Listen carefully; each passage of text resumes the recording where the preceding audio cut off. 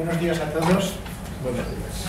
Se va a proceder a la lectura y defensa de la tesis doctoral titulada Transcripción y estudio comparado de la tipografía 1870 de don Juan Morcillo Olaya, y va a ser defendida por don Jaume Vicent Jordà Moreno, y es una tesis dirigida por los doctores Santiago Vega García, doctor Rosendo Sanz Bou, doctora doña Clara Marín Orange. Tiene el tiempo que considera oportuno.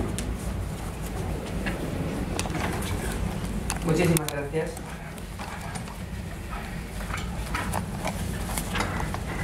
Con el permiso del tribunal, voy a comenzar a realizar la lectura y defensa de mi tesis doctoral, transcripción y estudio.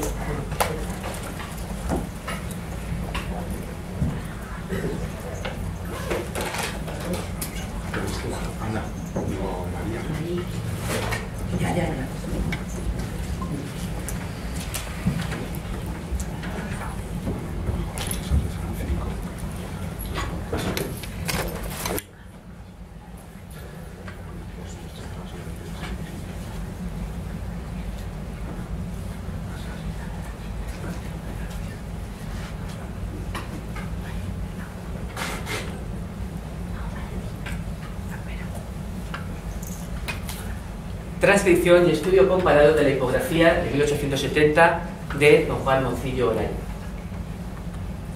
Antes de empezar, quisiera dar las gracias porque este proyecto se ha podido llevar a cabo gracias a muchas personas que han participado en ello. En primer lugar, gracias a los miembros de este tribunal por haber tenido el tiempo y la dedicación de haber podido corregir y revisar este trabajo y haber venido hasta aquí en un día tan caluroso como el de hoy. A los miembros que han dirigido esta tesis doctoral, a mis directores, a Clara Marín, a Rosendo Sanz y a Santiago Vega, por el tiempo y por el esfuerzo que yo sé que se ha costado durante todos estos años el aguantarme en un proyecto tan largo como este. A los miembros de la Asociación Valenciana de Historia de la Veterinaria, que también hoy han querido venir a acompañarnos, porque esto es una constatación más de que nuestra asociación va hacia adelante. Queremos trabajar por el conocimiento de nuestra historia. También a mi familia porque sin ellos no lo hubiésemos podido hacer. El apoyo de mis padres, el apoyo de mi mujer y de mi hija, que me han dado tanto tiempo para poder dedicarme a esto. Y a todas las demás personas que habéis venido hoy, a mis compañeros de trabajo, tanto de mi empresa como de la universidad, a mis amigos, a todos. Muchísimas gracias. Sin vosotros esto no hubiese sido posible. Vamos a comentar la estructura de nuestro trabajo. Tiene unas primeras fases: introducción, objetivos, veremos el material y los métodos con el cual hemos trabajado, veremos el resultado de la discusión y después os expondremos nuestras conclusiones. Bien, ¿por qué hacer una tesis sobre historia de la veterinaria hoy en día? ¿Por qué no hacerlo sobre algo que sea a lo mejor más aplicativo? Pues tal vez porque nosotros yo considero que un trabajo sobre historia de la veterinaria sí que es aplicativo para la sociedad actual. La historia de la veterinaria debe ser como el dios Jano, el dios romano que tenía dos caras, una miraba hacia atrás y otra miraba hacia adelante. La historia de la veterinaria debe de ser comprendida como algo que nos permite revisar el pasado para comprender el futuro, para poder saber lo que va a pasar. Estamos en un momento que nuestra profesión veterinaria está en un impasse de incertidumbre, especialización profesional, nuevas escuelas de veterinaria, nuevas facultades de veterinaria que van saliendo. Esto no es nada nuevo, esto ya ha acontecido. Y el conocer el pasado es una clave para conocer el futuro. He puesto una frase: la facultad que generosamente dé el primer paso para constituir una cátedra de estudios históricos de la ciencia y profesión veterinarias habrá dado un paso de gigante y marcado un hito histórico. Frase de uno de los miembros de nuestro tribunal. Es que es lo que tenemos que hacer. No podemos dar un paso atrás, debemos de dar un paso adelante. Nuestra facultad de veterinaria fue la primera que instauró la historia de la veterinaria como una asignatura troncal y obligatoria a cursar en su plan de estudios, y nos parece que estar llevando a cabo estudios de posgrado en este campo es también una de las fases que tenemos que ir dando para poder ir normalizando este estudio de la profesión veterinaria. Y la pregunta que todo el mundo nos ha hecho es: ¿por qué dedicarnos a esto? ¿Vale la pena? ¿Vale la pena rescatar, divulgar el contenido de las obras que quedan perdidas dentro de la historia de la veterinaria? Nosotros pensamos que sí, y en base a esto es en lo que hemos configurado nuestro procedimiento de trabajo. Rescatar algo, ¿vale la pena rescatarlo? ¿Por qué rescatarlo? Estamos hablando de documentos históricos. La documentación histórica, el patrimonio histórico del que disponemos en España, no solamente a nivel veterinario, legalmente está muy bien resguardado. Tenemos legislación nacional que nos dice cuáles son las características para que un documento sea histórico. Tenemos una legislación autonómica y después tenemos una definición que hemos hablado de Ayue, que es el patrimonio bibliográfico veterinario. ¿Qué es? Todos los documentos sobre clínica, sanidad y producciones animales publicadas entre mediados del siglo XV hasta finales del siglo XIX. Cuidado, nos dice publicadas. ¿Y los manuscritos? Porque claro, una obra publicada generalmente van a existir muchos ejemplares. Nosotros hemos querido tratar sobre manuscritos. Pensamos que es importante recuperarlos. Y bien, a pesar de que tengamos un marco normativo que regula la conservación de todo este tipo de obras, a fecha de hoy no existe ningún tipo de recurso digital que unifique todo el conocimiento que hay disponible en historia de la veterinaria. Nosotros hemos tratado como objeto de estudio la obra de Juan Morcillo Olaya. Vamos a ver un poquito sobre quién es Juan Morcillo para los que no lo conozcan y para contextualizar la obra. Pero lo importante que hemos querido ver es que respecto a ese patrimonio bibliográfico veterinario, solamente hemos sido capaces de encontrar 3 obras de Juan Morcillo Olaya que sean, digamos, accesibles de forma general, porque estén accesibles a través de Internet. No haya una limitación en cuanto al número de ejemplares, no haya limitación en cuanto a distancias de las bibliotecas para poder obtener la información de estos libros. Solamente hemos encontrado 3 obras. Estamos hablando, y ahora veremos, una de las figuras cumbres de la veterinaria del siglo XIX. Y solamente hay 3 libros que podamos consultar de este autor. ¿Nos ha parecido significativo? Y hemos hablado de que vamos a trabajar sobre la figura de Juan Morcillo Olaya. ¿Quién era Juan Morcillo Olaya?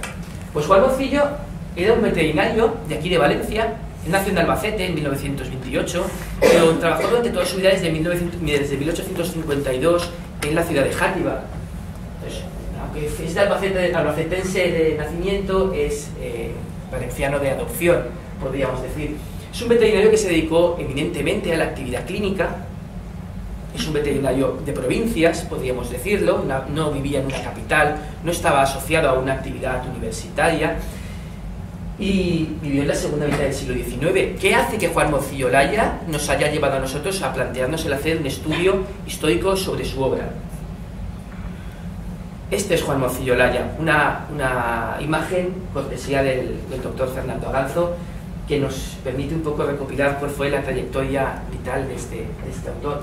Quiero que conozcamos un poquito la trayectoria vital de este autor, porque Juan Morcillo Olaya entra como una de las grandes figuras del siglo XIX por su actividad como inspector de los alimentos.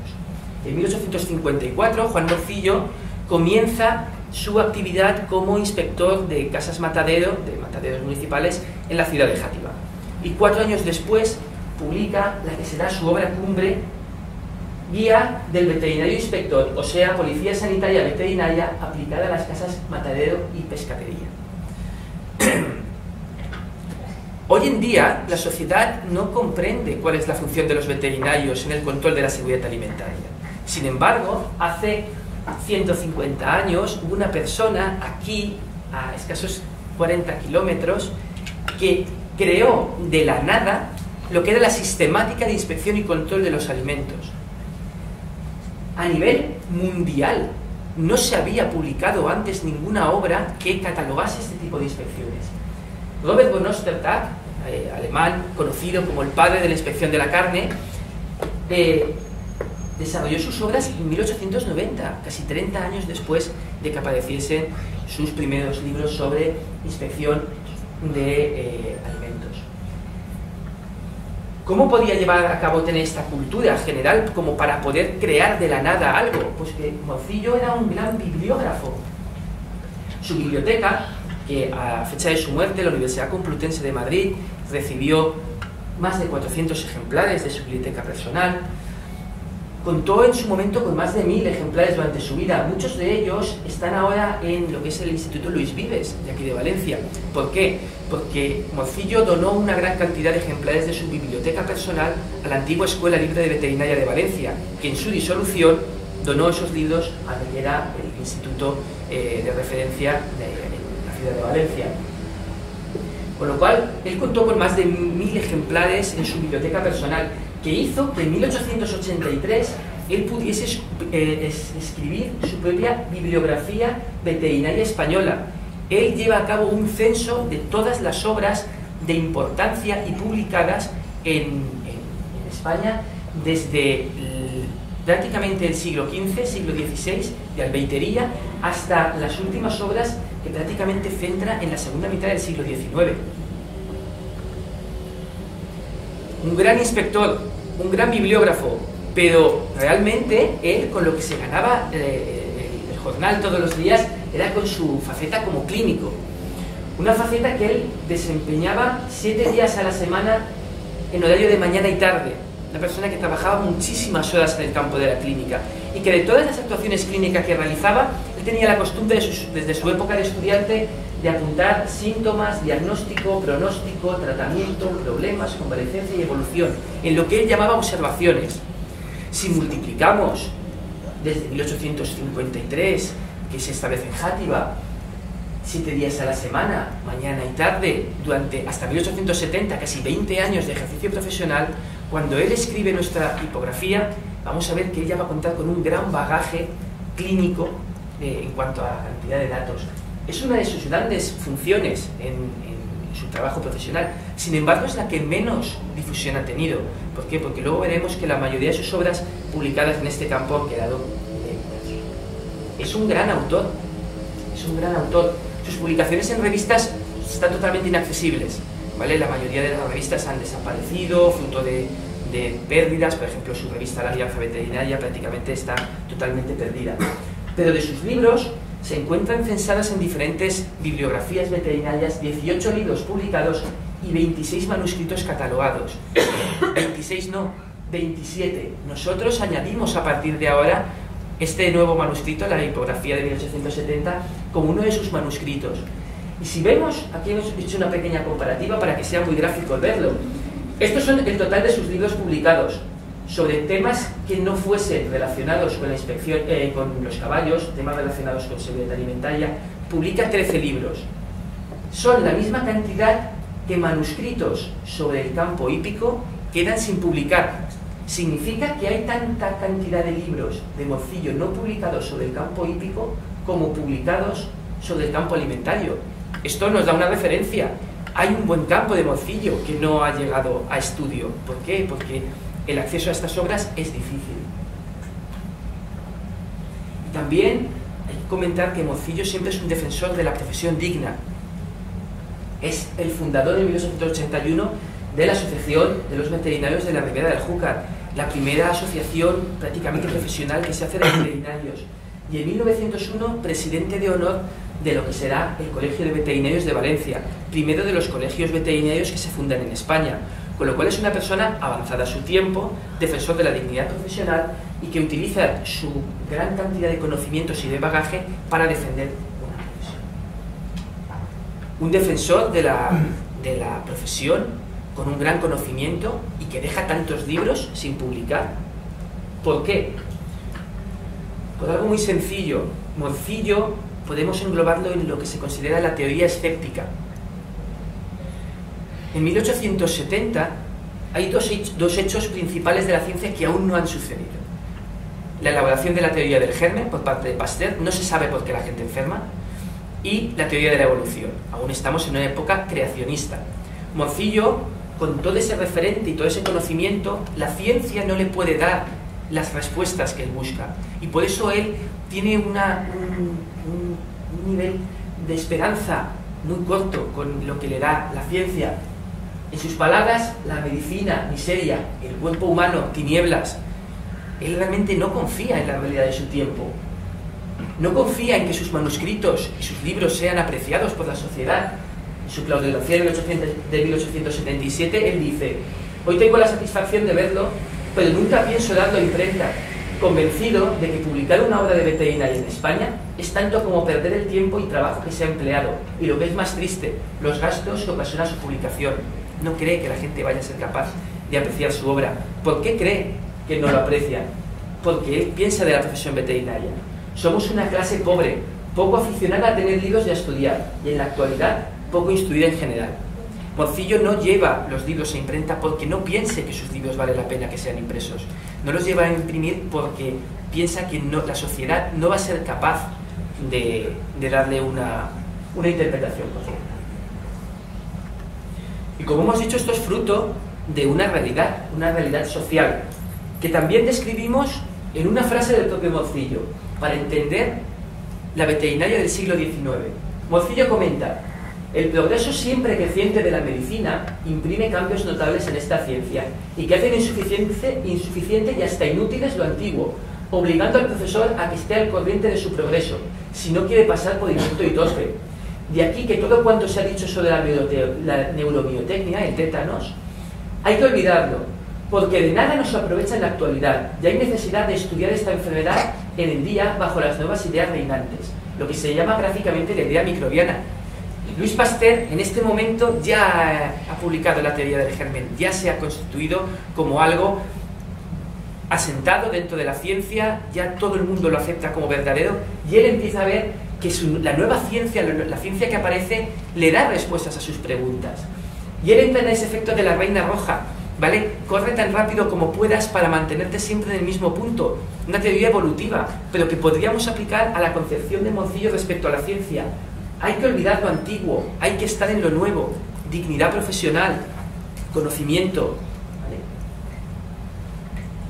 La veterinaria en 1870 no está en su mejor momento. Tenemos veterinarios de primera clase, de veterinarios puros de la antigua escuela de Madrid, veterinarios procedentes de escuelas libres, de segunda clase por pasantía, de segunda clase con 3 años de carrera, muchísima variedad de veterinarios, y todos llamándose veterinarios. Eso a la sociedad le transmite una idea de que no existe un criterio homogéneo sobre lo que tiene que saber un veterinario para poder ejercer. Eso hace que haya veterinarios con diferentes niveles de conocimientos, y eso hace que una profesión que es emergente en ese momento, como es la veterinaria, realmente no tenga un perfil que la gente pueda asumir como esto es lo que debe saber un veterinario, esto es a lo que podemos confiar un veterinario.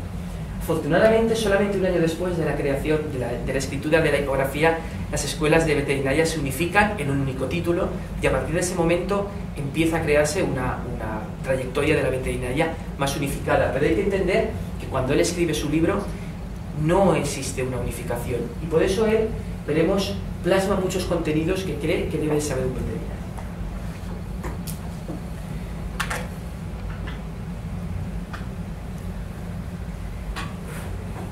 Bien, ¿cuáles son los materiales y los métodos que hemos empleado para la elaboración de este proyecto? En primer lugar, hemos empleado materiales muy inusuales y muy poco accesibles. En primer lugar, la hipografía de 1870 de Juan Morcillo, que es propiedad del Ilustre Colegio Oficial de Veterinarios de Valencia. Un texto que ha estado desaparecido desde en torno a 140 años, y que hasta el año 2004, cuando fue encontrado por miembros de la Asociación Valenciana de Historia de la Veterinaria, este libro estaba totalmente en el olvido. Nadie sabía ni siquiera que existía. Pero estudiarlo en sí mismo nos había parecido poco, solamente eran 1700 páginas de libro a estudiar. Hemos utilizado lo que creemos que le da valor a este estudio. Gracias a la colaboración de la Universidad Complutense de Madrid y a la Biblioteca Marqués de Valdecillas, hemos podido tener acceso a las 2 siguientes ediciones manuscritas también de este libro: la hipografía veterinaria de 1875 y la hipografía de 1899-1900. 2 manuscritos, están compuestos en 2 volúmenes, no es un volumen único, que nos van a permitir obtener una serie de datos muy diferentes. Hemos utilizado también muchísimos repositorios digitales, la totalidad de los repositorios digitales que existen en estos momentos para poder acceder a obras del siglo XIX, y además todos los recursos físicos de bibliotecas que hay en estos momentos aquí en la Comunidad Valenciana. ¿Cuál ha sido nuestro método de trabajo? En primer lugar, digitalizar la obra. El texto original está en un avanzado estado de degradación, como veremos más adelante. No podíamos trabajar directamente con la obra, con lo cual lo primero era conseguir un ejemplar que pudiésemos manipular, que pudiésemos leer y releer. Optamos por la digitalización. Después transcribir la obra, porque el contenido es extenso, es denso, y entendíamos que una simple lectura o una simple anotación no era suficiente. Pensábamos que tenía que llevar aparejado una transcripción de la obra. Una vez transcrita, empezamos a utilizar una recopilación de las fuentes bibliográficas del siglo XIX. Hemos consultado la totalidad de las obras bibliográficas aparecidas en la bibliografía veterinaria de Morcillo en el año 1883. Y una vez que hemos tenido todo este primer punto, hemos llevado a cabo una interpretación de la transcripción mediante una revisión anotada de la propia obra y después un análisis del contenido de la primera edición, de la segunda y la tercera edición, y después lo hemos comparado en todo. ¿Por qué escribe 3 ejemplares de la misma obra? Es lo que hemos querido, una de las cosas que hemos querido saber. Y el proceso de digitalización no ha sido sencillo, porque estamos hablando de una obra, y luego lo veremos, que pesa más de 7 kilos. Es un tamaño muy grande, que hace que las páginas no se puedan abrir en su totalidad. Esto es la misma página, esta imagen y esta imagen es exactamente la misma. Después de todo el trabajo digital que hemos estado produciendo en ella, hemos tenido que, mediante retoque fotográfico, corregir todas esas curvaturas que tienen las páginas originales, corregir los tonos, centrarlo. Por eso no hemos podido realmente al final generar un facsímil tal cual, porque hemos tenido que retocar en muchas ocasiones la obra original para que fuese accesible su contenido. Notas a pie de página. Estas son las zonas de cosido de las láminas originales. Una digitalización normal no nos permitía, con un escáner, no nos permitía hacerlo, no nos permitía obtener estos datos. Entonces lo que hicimos fue una digitalización mediante fotografiado de todas las páginas, una fotografía de tipo cenital, para poder conseguir obtener la máxima cantidad de información que habían en estas páginas. Si no, si hubiésemos obtenido un resultado bastante más limitado. Bien, y ahora con permiso voy a leer cuáles fueron nuestros objetivos planteados para este tema.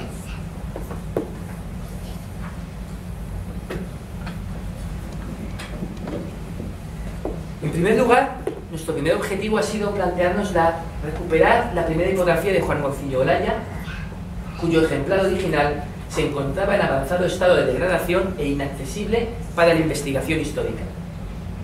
Reivindicar el valor de dicha obra dentro del contexto histórico y como herramienta para una mejor comprensión de la historia veterinaria del siglo XIX.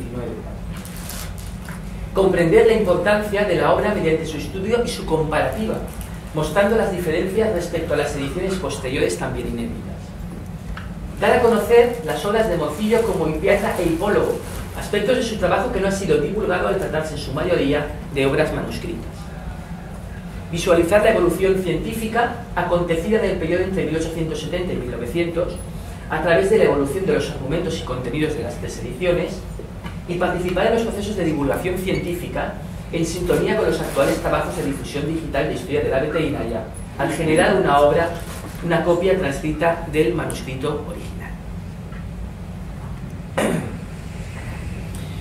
A continuación, una vez planteado este marco inicial, vamos a pasar a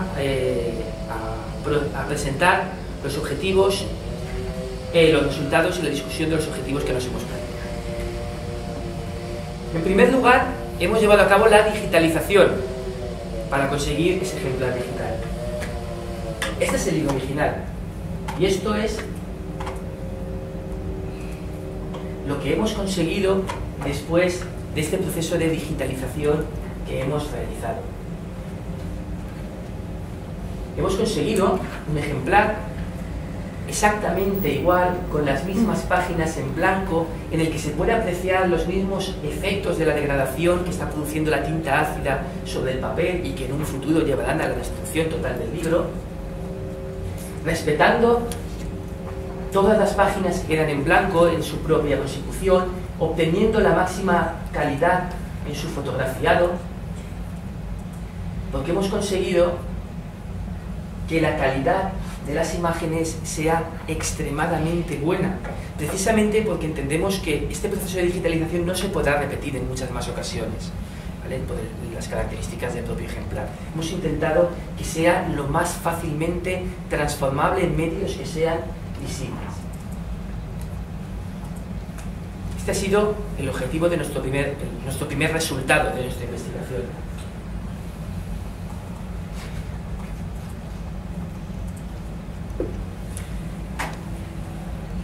Y con este resultado, que ha sido nuestra digitalización y nuestro ejemplar digital, hemos empezado a trabajar en él y hemos empezado a realizar nuestra discusión.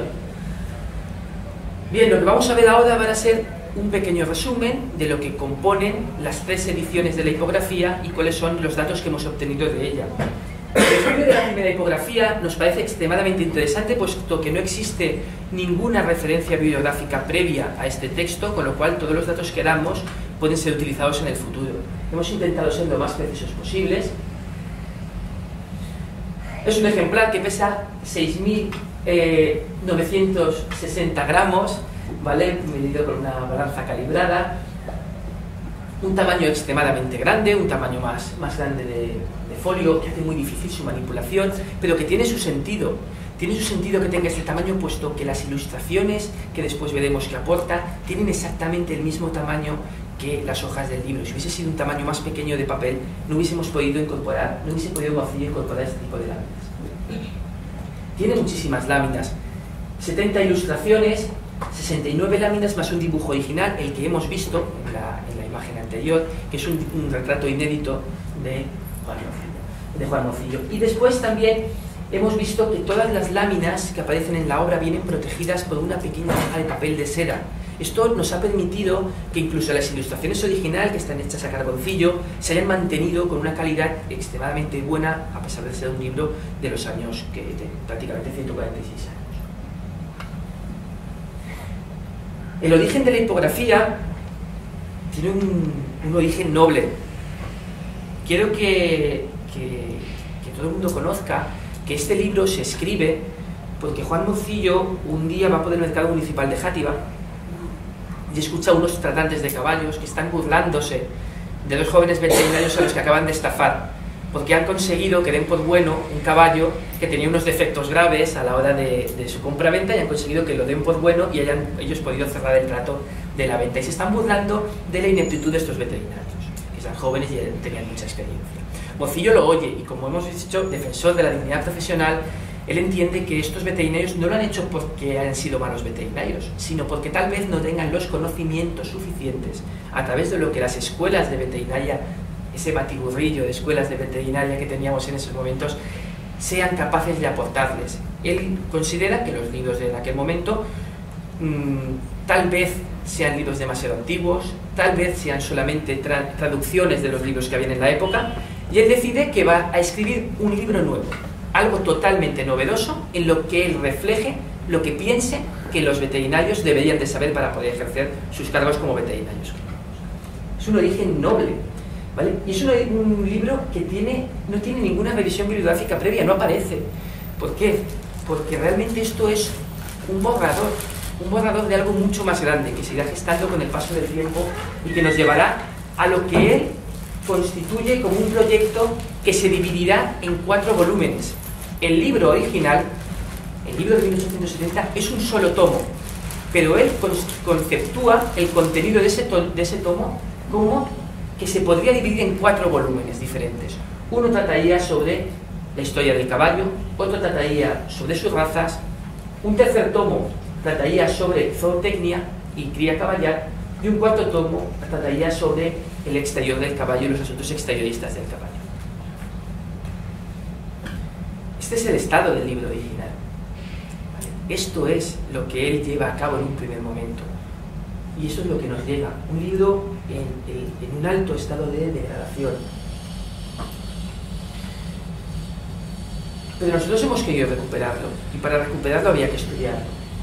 La primera sección de este libro que él conceptúa es lo que él llama ligera reseña sobre el origen del caballo. Ligera reseña, solamente hace 424 páginas de ligera reseña sobre lo que es el origen del caballo. Es una 4ª parte del volumen total que tiene este volumen primero. trata sobre la historia del caballo desde el inicio de los tiempos, creacionista, ¿vale? No puede aplicar nada más, no le podemos echar en cara que no utilice otros datos. ¿Por qué? Porque no hay otros datos. Sin embargo, y a pesar de que lo constituye como un tema más humanístico que científico en esta primera parte, él utiliza la técnica científica, tira de bibliografía,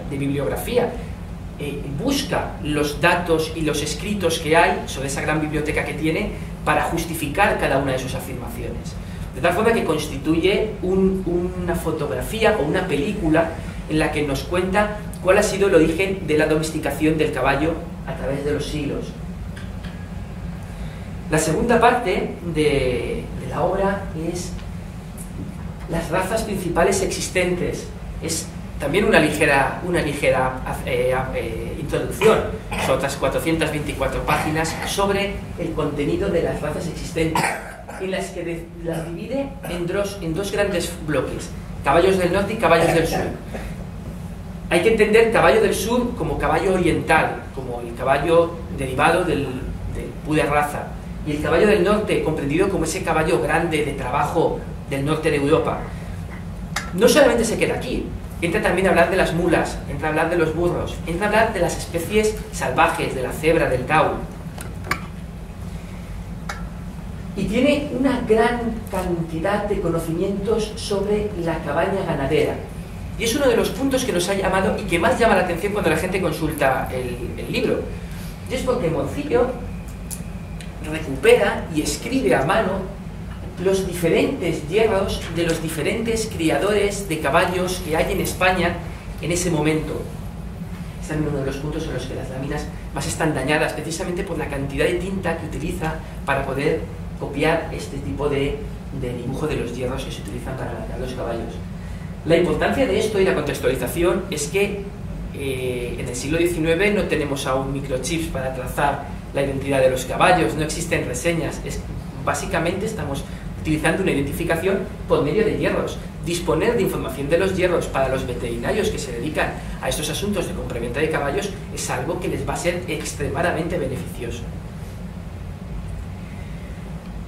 Y lo que hemos pensado es, ¿y realmente esta recopilación de hierros aporta algo al estudio de la veterinaria? Con lo cual lo que hemos hecho ha sido compararlo. Hemos comparado los datos que nos da Morcillo en cuanto a cantidad de hierros con una obra publicada 10 años antes, la obra de Juan Zabala de 1860, y con una obra publicada 10 años después, la de 1881 de Federico Huesca.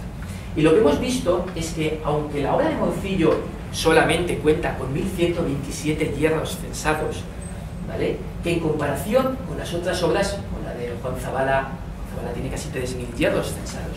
Sin embargo, cuando vemos las provincias que están recogidas, disculpad que aquí de rata están cambiadas el pie. Las provincias recogidas, vemos que la obra de Morcillo recoge información de muchísimas más provincias que las demás obras publicadas en su tiempo. Morcillo recoge todas las provincias que están sombreadas, mientras que las demás obras recogen muchísima menos información.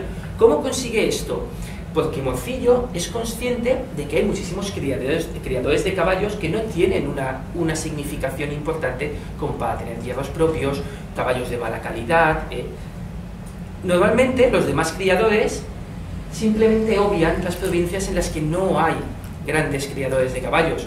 Morcillo no, Morcillo las censa y recoge la realidad de ese momento, de tal forma que si en una provincia en concreto encuentra con que hay pocos caballos y que no tienen criadores significativos, refleja ese dato, de tal forma que aunque tengamos menor cantidad de hierros censados, tenemos más cantidad de provincias y mayor cantidad de información recogida.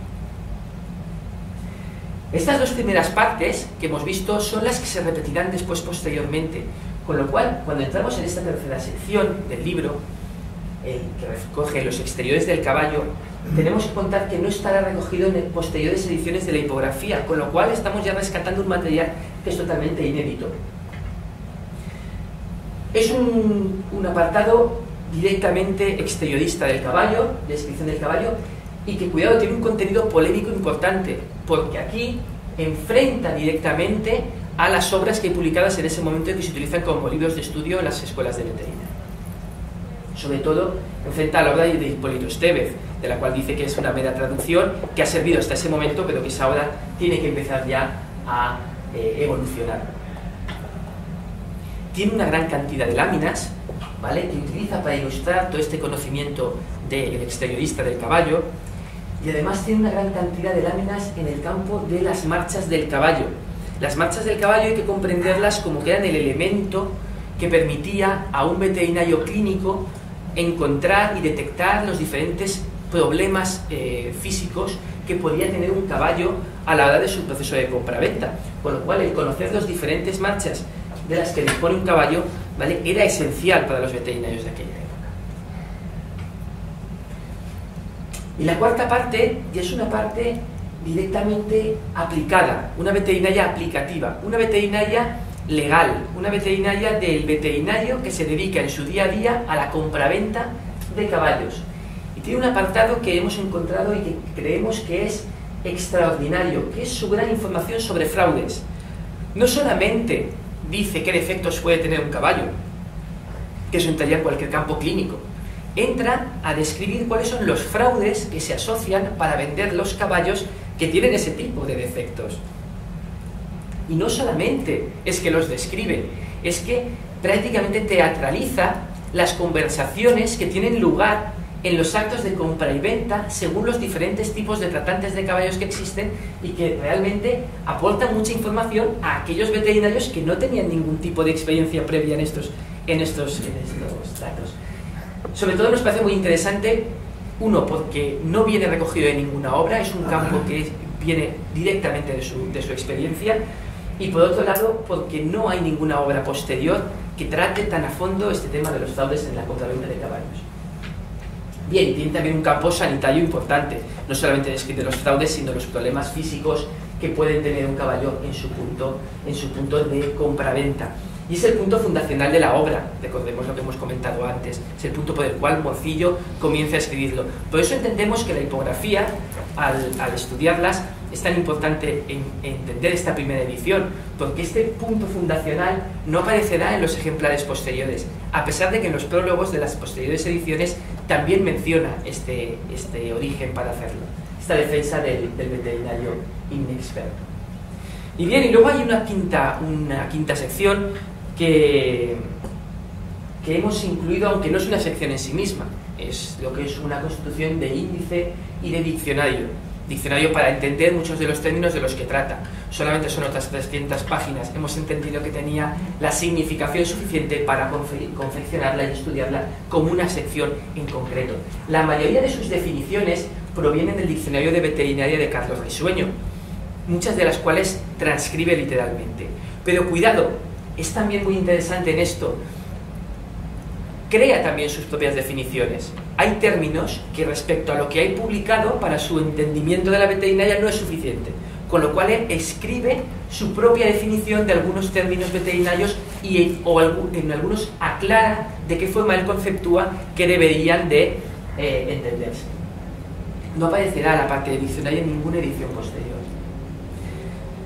Y cuando hemos llevado a cabo el estudio, lo que hemos encontrado han sido, y que creemos que también es interesante, hemos encontrado muchas incidencias. Por ejemplo, páginas cuya numeración se repite, páginas que aparecen sin numerar. No queda más allá del anecdotario, si no fuera porque no hay ningún estudio previo que cataloga todo este tipo de incidencias, con lo cual hemos entendido que también es interesante que quedase constancia de todo este tipo de incidencias, de tal forma que cuando alguien analice la obra posteriormente sepa que no es que habían 2 páginas 603, es que pues, habían determinados incidentes. Uno de los apartados que más llama la atención cuando la gente consulta la obra original es el apartado de las láminas, ¿vale? El apartado de las ilustraciones. Cuenta con 70 ilustraciones, algunas son originales, algunas son láminas que simplemente incorpora al cosido de los pliegos del papel.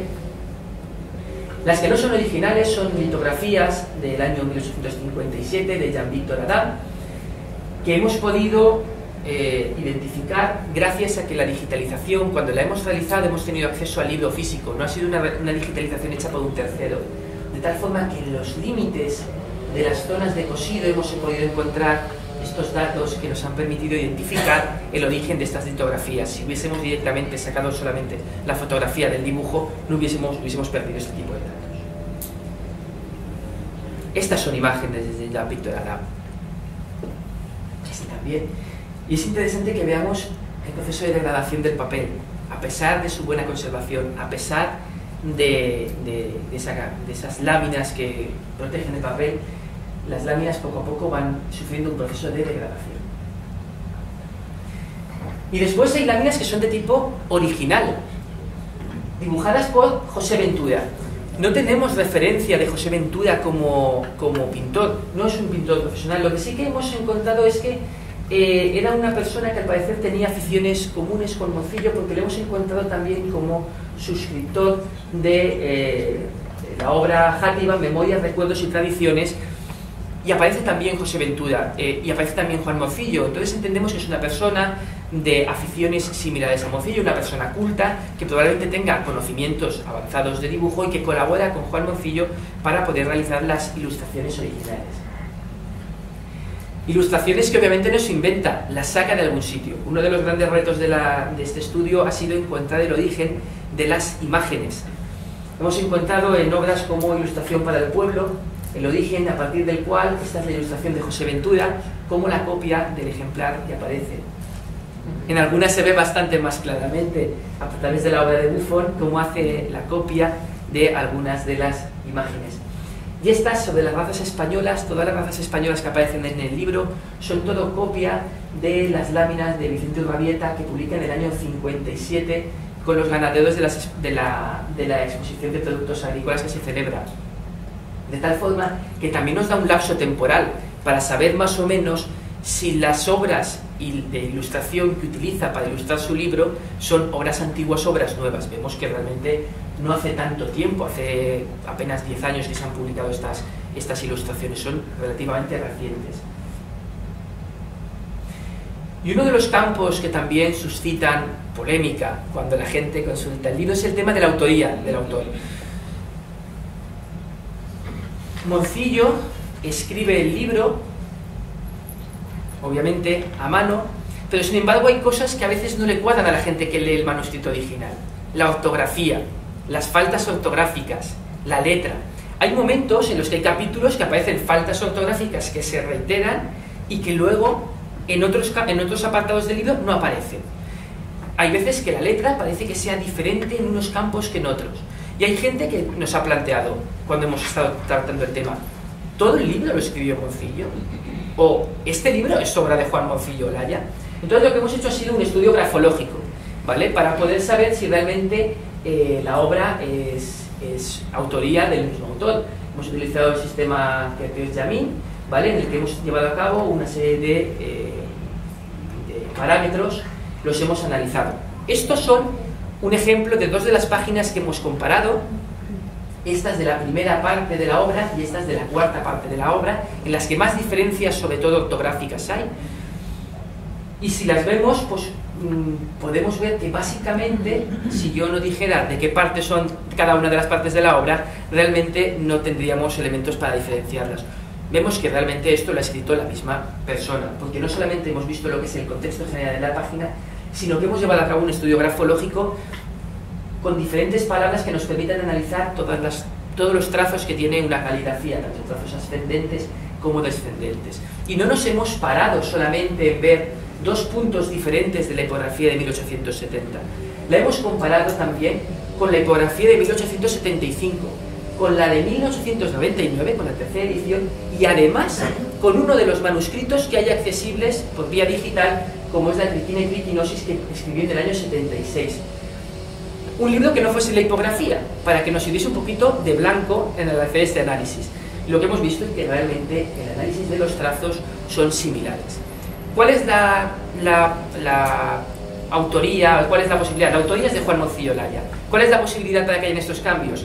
Generalmente, pues que si pensamos en un libro de la extensión como tiene este, que se ha estado escribiendo en diferentes épocas del año, obviamente con diferentes estados anímicos del autor, diferentes estados de cansancio del autor, diferentes plumillas del autor, ¿vale? Entonces esto ha llevado a que a veces los finales de las letras sean un poco diferentes, pero realmente no hay una diferencia. Podemos constatar que la autoría de Juan Morcillo Olaya es la de esta obra.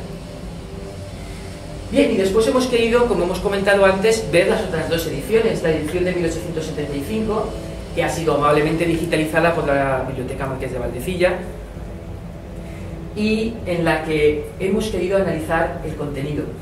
Bien, lo primero que hemos visto es que todas las referencias bibliográficas previas de Morcillo tienen una errata, ¿vale? Porque cuando siempre dicen que el libro está dedicado a don Miguel Coloma, y hemos visto que no, pone Miguel Colomer, lo pone claramente, entonces lo dejamos constatado para que en futuras revisiones se tenga en cuenta. Encontramos que el primer tomo es exactamente el mismo contenido que la primera parte de la primera edición. ¿Qué es lo que cambia? El año, 1875. La teoría de la evolución ya está asentada, ya ha podido traspasar las fronteras, y Morcillo empieza desde el inicio de los tiempos a pasar de un análisis creacionista a pasar a dar datos de tipo paleontológico, ¿vale? Vemos un avance en la ciencia y un avance en su argumentación. Vemos que utiliza una caligrafía mucho más cuidada y en la que hay muchísimas menos faltas ortográficas. Esto, más la dinámica que tiene Morcillo de reescribir muchas veces lo mismo, nos da una idea de que esto es un mero pasado a limpio de la primera obra. Cosa que constatamos al analizar el segundo volumen. Vemos que hay cosas que añade a este segundo volumen. Amplía algo la información sobre las razas que ya ha identificado, incorpora algunas razas nuevas, incorpora un calendario de ferias y ganado, pero lo importante no es lo que añade, sino lo que quita. Quita todas las ilustraciones y quita todos los dibujos de hierros del ganado.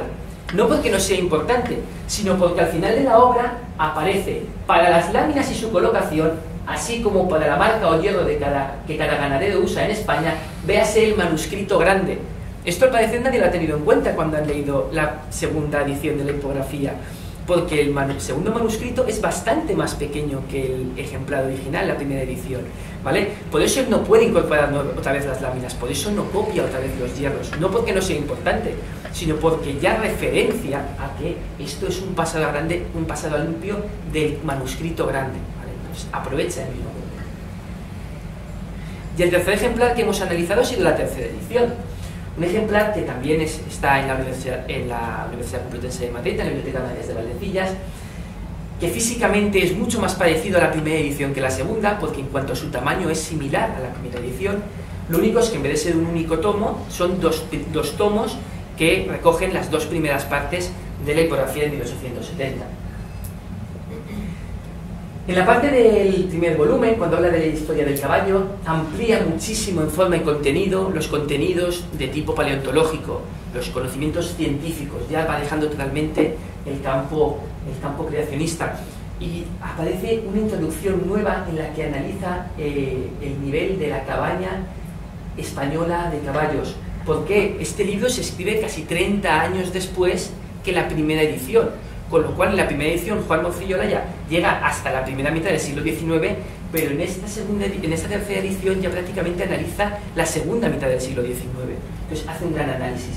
Deja constancia por escrito en su prólogo de que no piensa imprimir el libro, porque no es probable que se imprima, aunque sí que en ese prólogo da ese índice general de 4 volúmenes que él querría llegar a recopilar y constituir, y que de su puño y letra dice: tal es el pensamiento que tengo, la constitución de 4 ejemplares, y que quisiera realizar, pero si no puedo llegar a su término, llegaré hasta donde me sea posible. En este momento él tiene 72 años.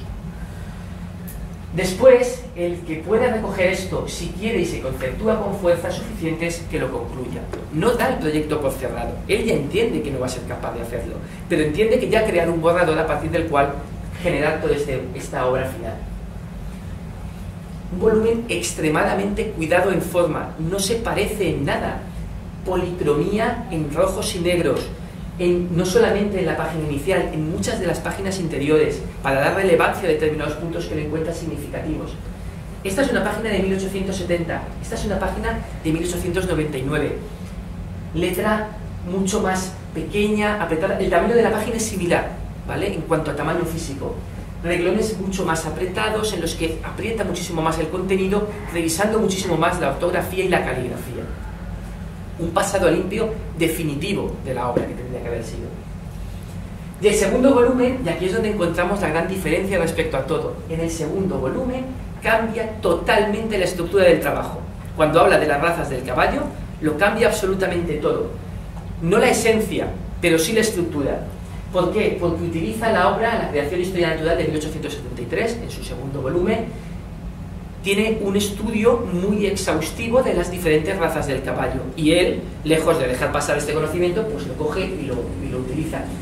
Llega a utilizar referencias para citar de prácticamente solamente 5 o 6 años antes de que empiece a escribir el libro.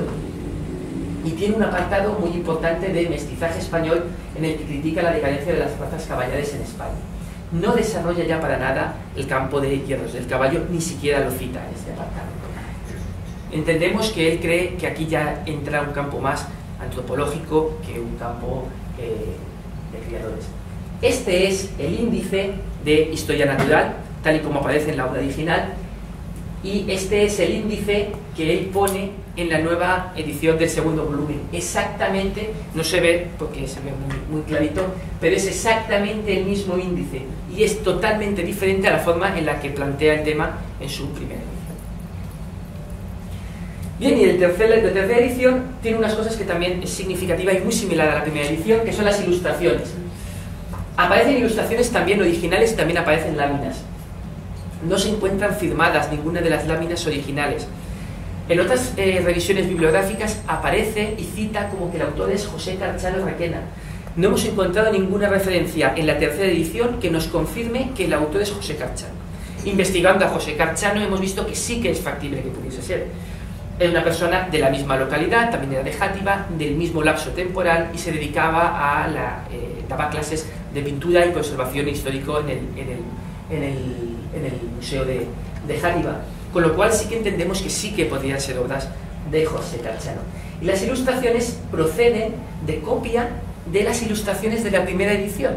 Las han copiado directamente. Algunas otras las copiará de la Historia Natural. Para muestra un botón.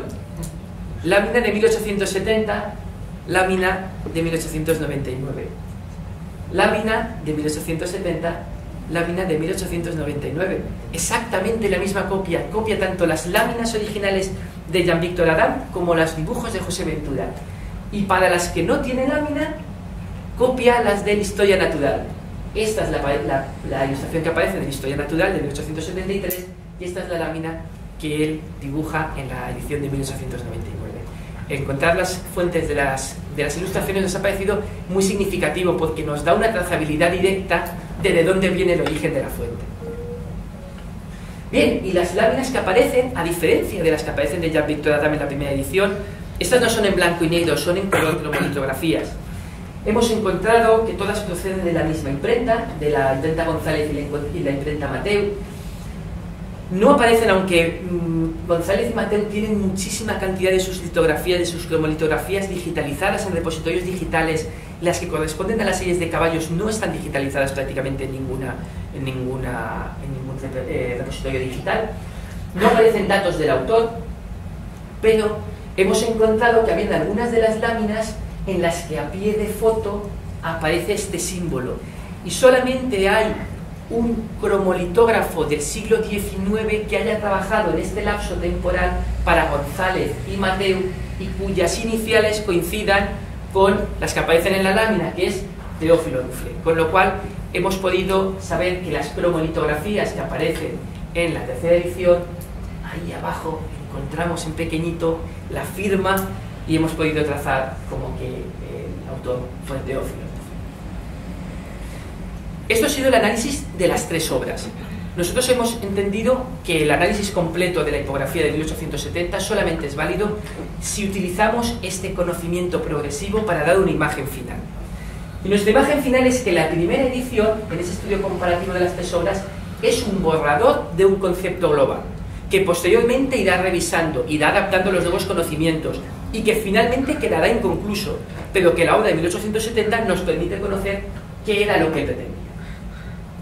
Queda constancia escrita de que esta Esta obra se va a componer de 4 secciones, que son las mismas que aparecen en la primera edición, que existen grandes semejanzas entre algunos de los volúmenes. En el primer volumen de la segunda y la tercera edición prácticamente lo mismo, y el segundo volumen de la primera y la segunda edición prácticamente el mismo contenido, pero que existen grandes diferencias cuando analizamos las tipografías, que es el volumen segundo de la tercera edición, que nos da una evolución de la mentalidad del autor a lo largo del tiempo. La libertad de que vaya a ser un texto manuscrito le da muchísima más libertad para expresar sus opiniones, nos permite ver cómo va evolucionando su mentalidad.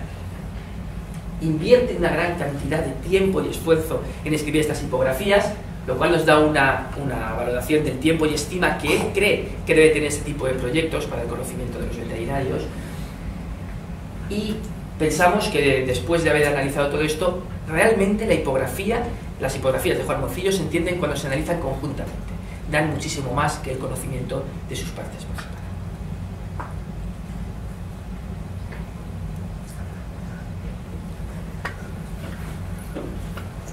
Con lo cual, y para finalizar, y con el permiso del tribunal, voy a pasar a exponer cuáles son las conclusiones de nuestro estudio.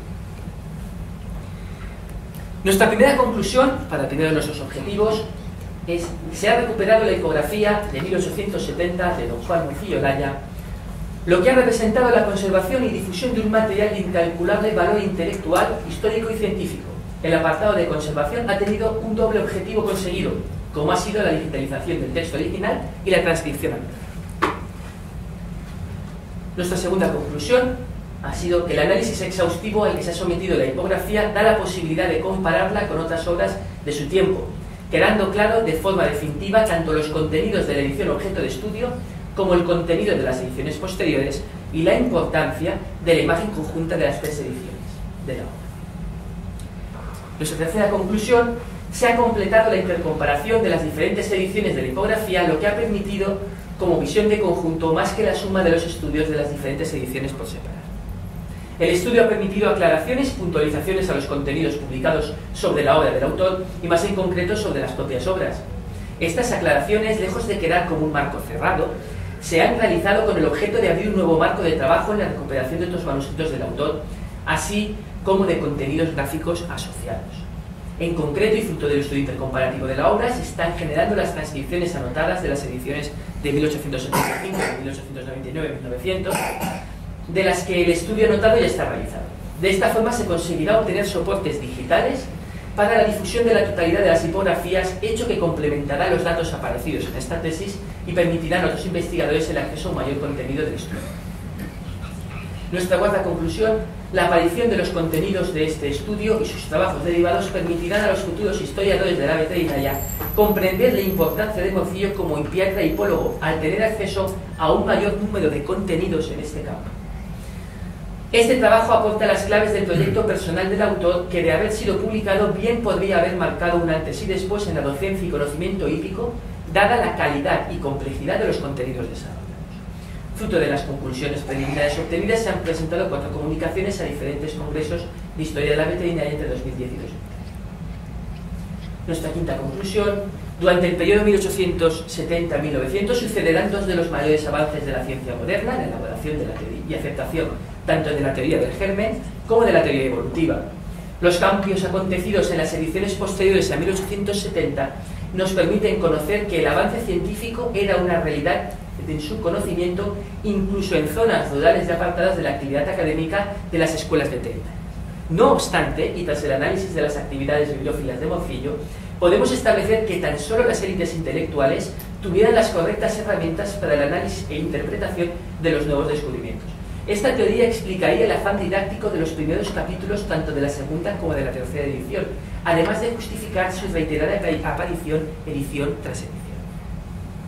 Y nuestra última y sexta conclusión: este último punto se concluye con la publicación de la presente tesis, que permitirá el libre acceso al contenido de la obra estudiada. Incluimos en este proceso la divulgación tanto de las comunicaciones a congresos ya citadas, como la publicación del audiolibro generado para el premio Juan Morcillo Olaya 2014, que ha sido editado por el Ilustre Colegio Oficial de Veterinarios de Valencia, y del cual, debo decir, fuera de carta, porque nos lo han confirmado después la Fundación 11, que es el primer audiolibro sobre historia de la veterinaria publicado en España. Muchísimas gracias. quedo a la disposición del tribunal para cualquier tema.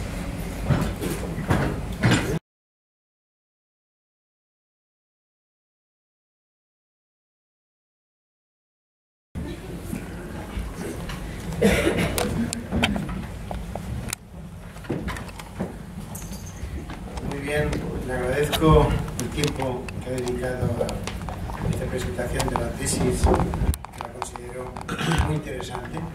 Y a continuación vamos a proceder a que cada miembro del tribunal pueda hacer observaciones, comentarios, pero antes yo quisiera decir si hay algún doctor en la sala que quiera hacer alguna observación, o incluso invito a los miembros que son directores de la tesis, pues si quieren hacer algún comentario o quieren apoyar o justificar un poco la dirección. Entonces, no habiendo ningún miembro en la sala, doctor, que quiera hacer una observación, pues a continuación doy la palabra en primer lugar al secretario, el doctor Luis Ángel Moreno Fernández. Con su permiso, señor presidente, voy a enfocar mi análisis sobre esta tesis doctoral que ha presentado el doctorando don Jaume Jordà Moret. La primera parte me gusta que no se pierda el glamour de toda tesis doctoral. Usted hoy va a acceder a ostentar el grado máximo que imparte una universidad, que es el grado de doctor. Tiene su importancia y no debe de rebajarse en ningún momento estas presentaciones en público ante un tribunal y ante una serie de personas que le están arropando con su cariño y su amor. Piense que de tiempo inmemorial acceder al título de doctor es llevar por delante el ius ubique docendi, que en palabras de Román Paladino quiere decir el derecho a participar sin ninguna limitación en público en la docencia. De ahí que el presidente del tribunal haya pedido, si entre los miembros del público hay algún doctor, pueda acogerse a este aforamiento, porque no se le puede impedir que tome la palabra en público. Téngalo en cuenta para un futuro, en el momento que sea adornado con el grado máximo de una universidad. Creo que ha sido un acierto elegir este título y este trabajo. En honor suyo le diré que yo he leído y releído con detenimiento su abultada tesis doctoral. Y además me ha traído pues gratos recuerdos al retornar a Valencia y a recordar a las personas, unas presentes y otras ya ausentes.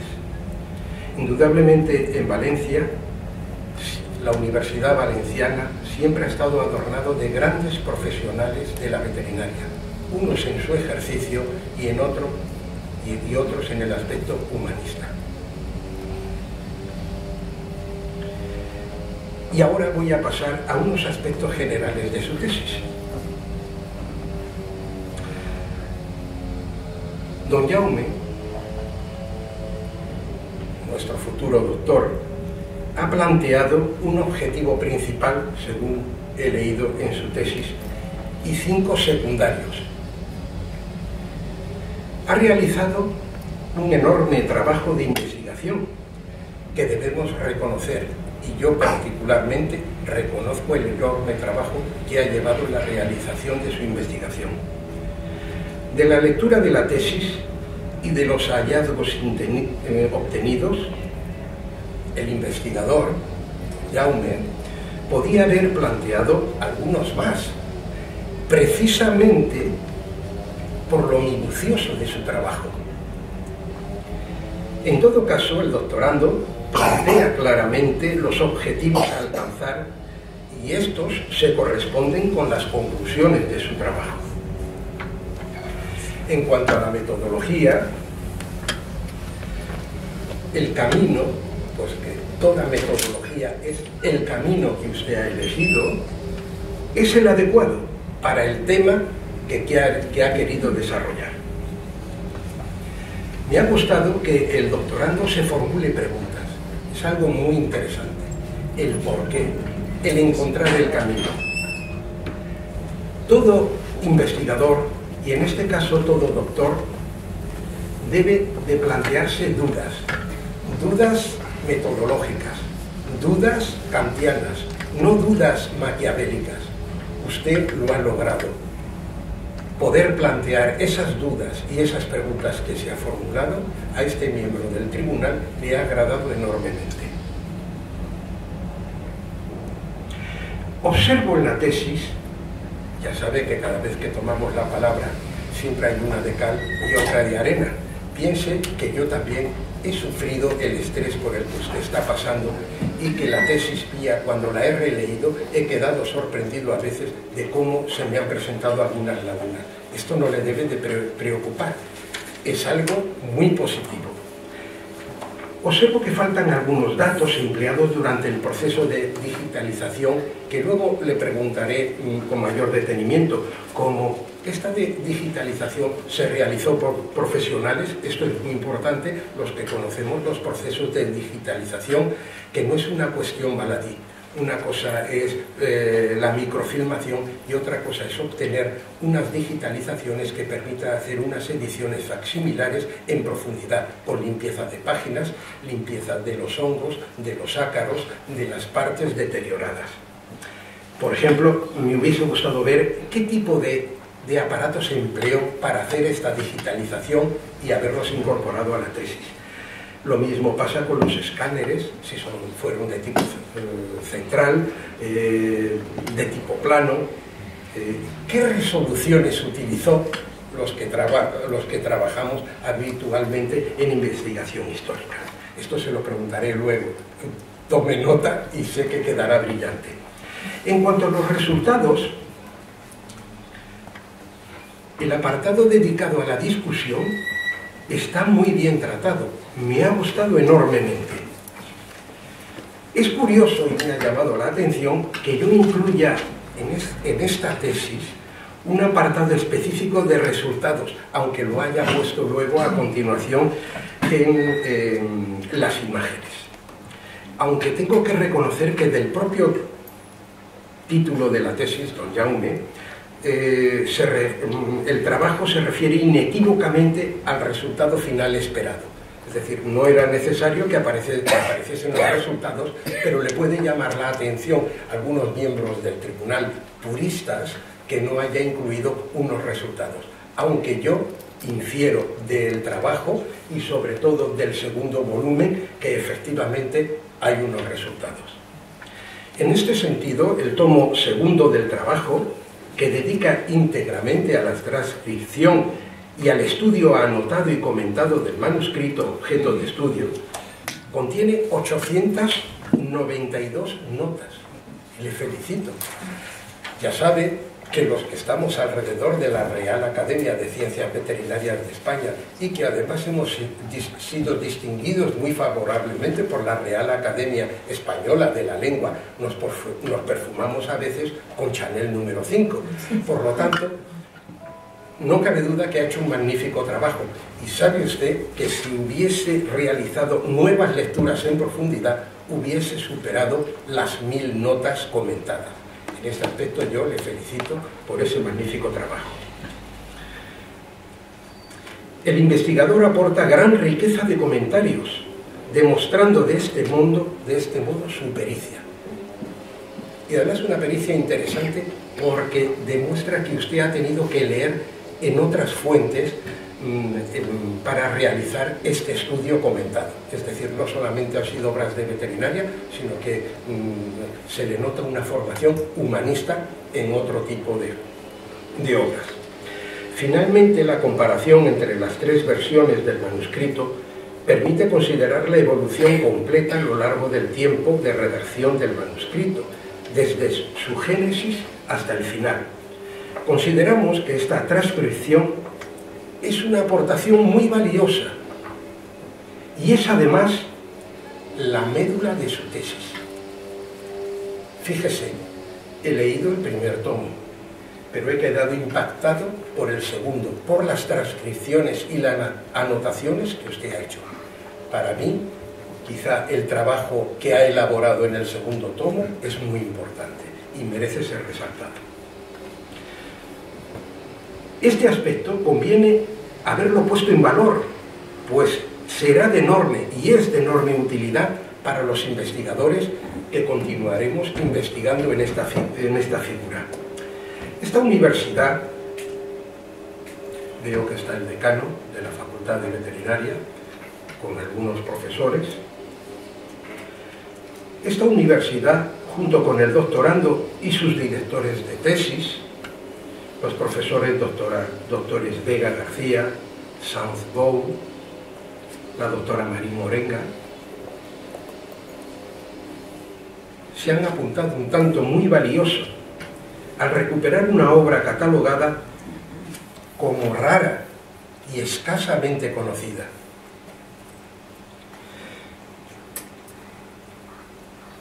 Yo, antes de concluir, le debo de felicitar desde mi punto de vista como miembro del tribunal, don Jaume.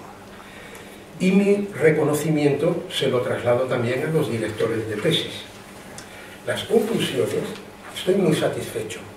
Hay tesis que las conclusiones están elevadas a la enésima potencia. Sus conclusiones han sido 6 y están muy ajustadas al objetivo que usted se planteó al principio, su objetivo principal y 5 objetivos secundarios. Y ahora vienen algunos aspectos particulares de la tesis. Le formulo ahora algunas preguntas.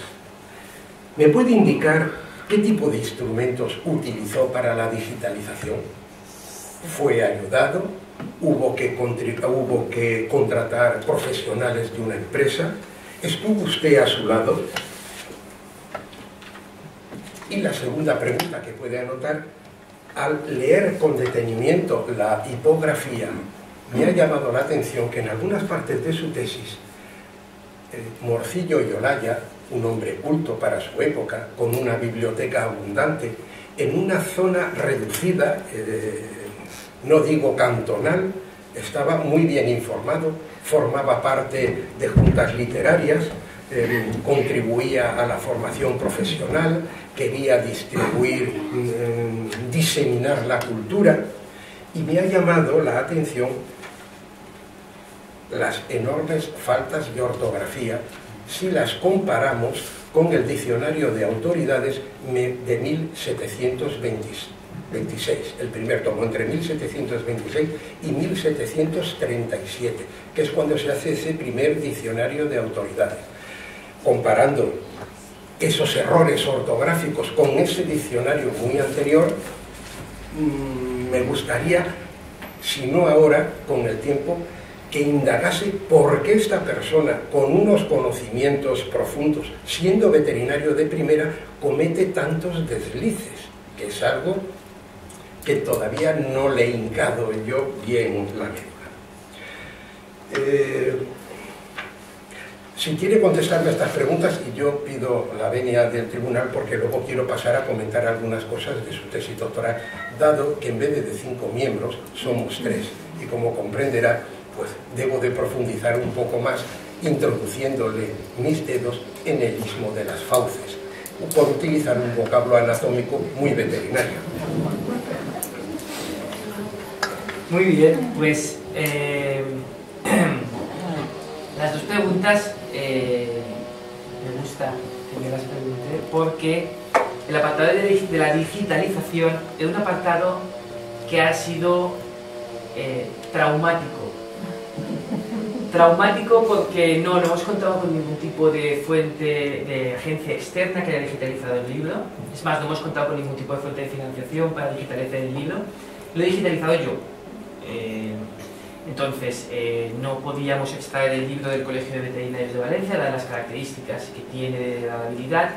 Entonces teníamos que un poco llevar el circo a casa.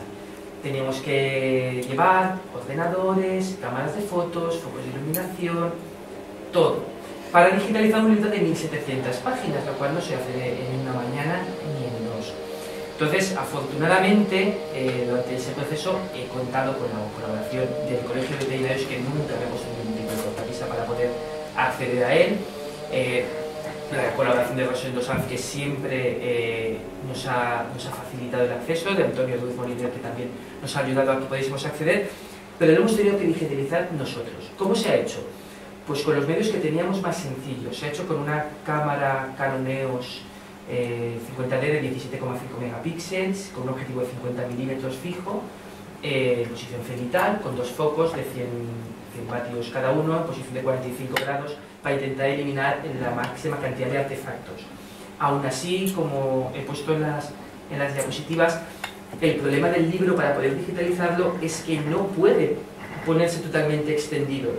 Hay que ir sujetando poco a poco las páginas para conseguir que una página quede lo más plana posible, para que la imagen sea lo más factible para poder fotografiar, pero aún así el proceso ha sido extremadamente complicado.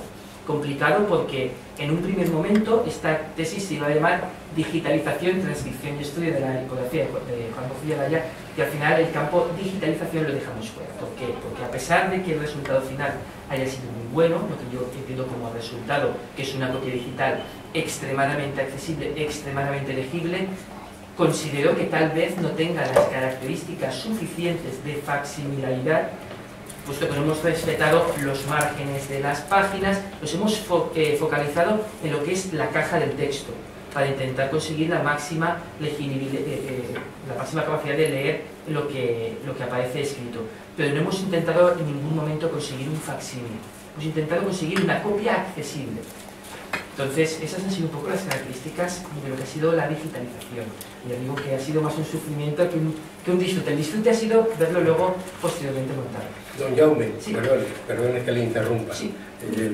Quiero dirigirme a los miembros que están en la sala para decirles que yo, que he trabajado en digitalización en la Real Biblioteca de Palacio, les diré que se han contratado los servicios profesionales para la digitalización de libros, y cuyo presupuesto ha oscilado entre los 6.000 y 12.000 euros.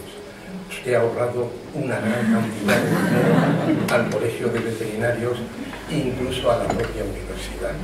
Puede pasar a la siguiente pregunta. Le agradezco muchísimamente. Muchas gracias, Matías. Y después, lo segundo, la justificación de las faltas ortográficas. Sí que es verdad que, bueno, en el texto hemos entrado en ello porque, de hecho, esa fue la causa de hacer el análisis caligráfico de la obra del autor, porque a nosotros tampoco nos cuadraba. No nos cuadraba que una persona, poseedor de una biblioteca de más de 1000 ejemplares y que ha escrito una bibliografía veterinaria, escriba A del verbo haber sin H y con tilde en las 1684 páginas aparece escrita sin H y con tilde. Que abuelo aparezca escrito con H, que ir a veces aparezca escrito con H y algunas faltas que no terminamos de entender. Entonces, esa fue la causa de que nos planteásemos si realmente ese texto lo había escrito Morcillo, y por eso fue la razón de hacer esa comparativa, no solamente dentro de la ecografía, sino con otras ecografías y con otros libros del autor, porque decimos, a ver si hemos encontrado la cuadratura del círculo y la ecografía no la escribió Morcillo. La caligrafía es la misma. Lo que hemos querido entender, y sin más datos para poder justificarlo, y por eso no lo hemos incluido, es que probablemente fuese debido a las prisas o a la forma en la que él escribía, escribir muy deprisa, que puede ser que se le pasasen faltas de ortografía, o que utilizase coloquialismos que fuesen habituales en la zona. ¿Por qué? Porque en la segunda edición, que es ese pasado a limpio de las primeras partes de la primera edición, esas faltas ortográficas ya no aparecen. Entonces, pues entiendo que la significación de esas faltas ortográficas es de que se trata de un borrador. Él escribe un poco pues, de ir por casa, un borrador que él ni siquiera en su bibliografía veterinaria de 1883, él no referencia la de 1870. Para él no es un libro, referencia la del 75, pero no la del 70. Para él eso no es un libro, no es un objeto a publicar, simplemente es su borrador personal. Por eso entendemos que tal vez fuese bastante más laxo a la hora de la caligrafía y de la ortografía. Bien, don Jaume, ahora voy a pasar al primer volumen. Vuelvo a pedir perdón a los dos miembros del tribunal, pero creo que es conveniente hacer esta parada. Al doctorando le conozco yo desde hace varios años, los trabajos preparatorios, las elaboraciones, su presencia en congresos nacionales e internacionales, donde previamente presentó comunicaciones acerca del trabajo que hoy defiende ante el tribunal. Todos, el que le habla, también tiene algunos deslices. Pero bueno, hoy estoy sentado aquí en el tribunal, mañana lo estará usted con otras tesis doctorales. Mire, aquí en su tesis le ha llamado, y me da la impresión, la atención, que Morcillo llega a plantearse que sus comprofesores, y usted añade entre paréntesis, término que se menciona, con que se menciona a sus compañeros de profesión. Yo utilizo mucho la palabra comprofesor, puesto que está en el diccionario actual de la Real Academia de la Lengua en su última edición. Era algo muy habitual utilizarlo. Reconozco que el que no está habituado le llama la atención esa palabra, pero no tiene más importancia. A lo largo de su tesis me hubiese gustado, esto es simplemente el adorno floral, usted ha participado en congresos nacionales e internacionales organizados por la Asociación Española de Historia de la Veterinaria, en la que yo he tenido tantos compromisos como socio fundador. Me hubiese gustado, para ya una satisfacción orgiástica hoy, que hubiese citado, que también acudió al repertorio que tenemos recogidos 21 congresos digitalizados, que hubiese citado cariñosamente a la Asociación Española de Historia de la Veterinaria, por cierto, a la que usted pertenece.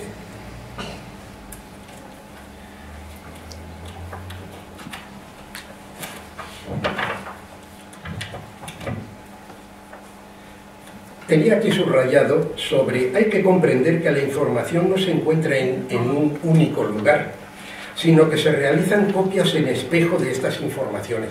Estoy muy de acuerdo para la salvaguardia en documentos, en copias. Pero las copias en espejo, la palabra copia en espejo, me ha llamado a pensar a otros investigadores de las ciencias veterinarias que han presentado sus comunicaciones cuando se realizaban los plagios de anatomía. Entonces los artistas, ante la disección de un caballo, para no cometer plagio, lo copiaban en espejo, y entonces aparecían las partes anatómicas todo al lado contrario. Era simplemente una cosa curiosa, ¿no? Por la palabra que usted ha utilizado. No se asusten, voy a ir lo más rápido posible. Vamos a ver. Bueno, habla aquí que estos formatos posteriormente fueron guardados, valga la redundancia, en formatos PIN. Utilizo la palabra PIN porque es la que se utiliza habitualmente en el lenguaje coloquial, es PNG, que utiliza usted en la página 29.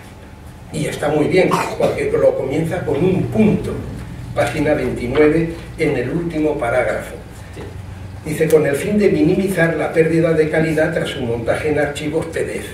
Se crearon los archivos PDF englobando los diferentes capítulos. No tiene más importancia, está muy bien citado con ese punto, pero una persona que no esté habituado, al llegar en formato punto que pone PNG, quizá si lo hubiese entrecomillado hubiese sido más acertado. Esto pido disculpas a los miembros que acuden, pero piensen que un académico, si no se adorna con el nivel de Chanel que le he dicho antes, pues casi no sería académico.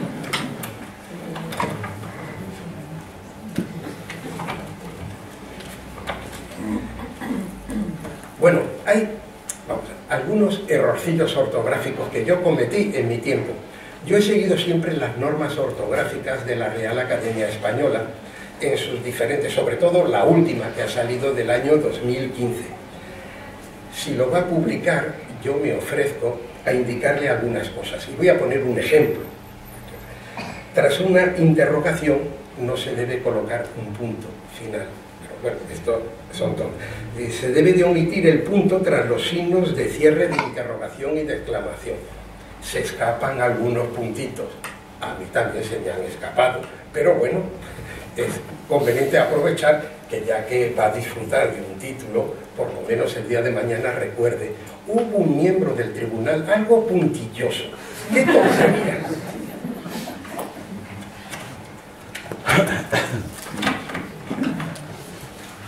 Bueno, hay algunos, no quiero citar, algunos que se deslizan en ese aspecto.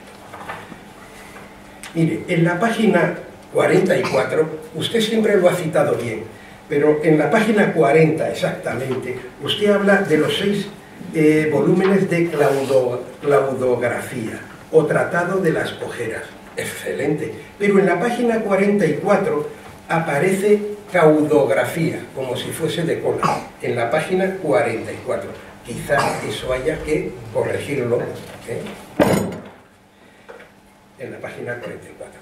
Son pequeños deslices. Vamos a ver. Bueno, hay algunas cosas en las citas. Yo soy purista, pero bueno, también debería de ser como Cela, que le debe de sudar, exudar y trasudar algunas cosas y normas dadas por la Real Academia. Pero dado que va a ser doctor, pues también se debe de perfumar un poquito. Usted utiliza mucho las comillas inglesas para las citas. El purista utiliza las comillas españolas, que son angulares, angulares. Incluso en la actualidad la Real Academia dice que para las citas no se entrecomille ni se pongan las comillas españolas angulares, sino que se baje un punto la letra y se tabule. No tiene más importancia, esto es el juego floral de toda tesis.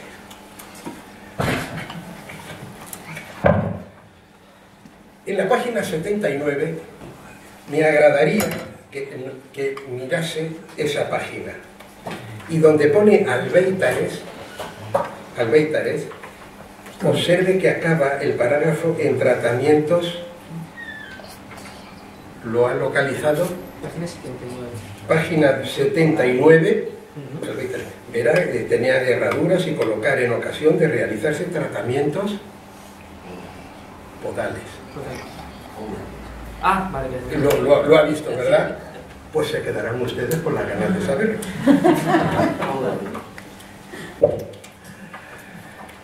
Bueno, en el apartado que ha dedicado a la caligrafía y ortografía, yo la he disfrutado muchísimo.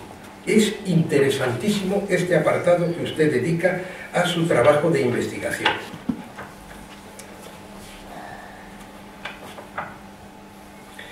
Con respecto a las ilustraciones originales, en la página 125, me he permitido estudiar Morcillo y Carchano. Me ha gustado mucho y ha realizado usted un excelente estudio en este aspecto de este artista de la Comunidad Valenciana. Me ha gustado. En la página 175, que conste que esto es el cariño que yo profeso a don Jaume. Quiere decir que yo he leído esta tesis, que la he disfrutado, que la he vuelto a releer, como queda claro. Mire, donde pone Guillermo San Pedro, verá la cita en cursiva que realiza y verá: mandado seguir de orden de su majestad en la enseñanza. ¿Continúa usted? También se van a quedar ustedes con la cara. Bueno, vuelvo otra vez a pedir perdón. Voy a pasar al segundo volumen, médula de la tesis doctoral de don Jaume, que es verdaderamente el trabajo capital que el doctorando ha realizado.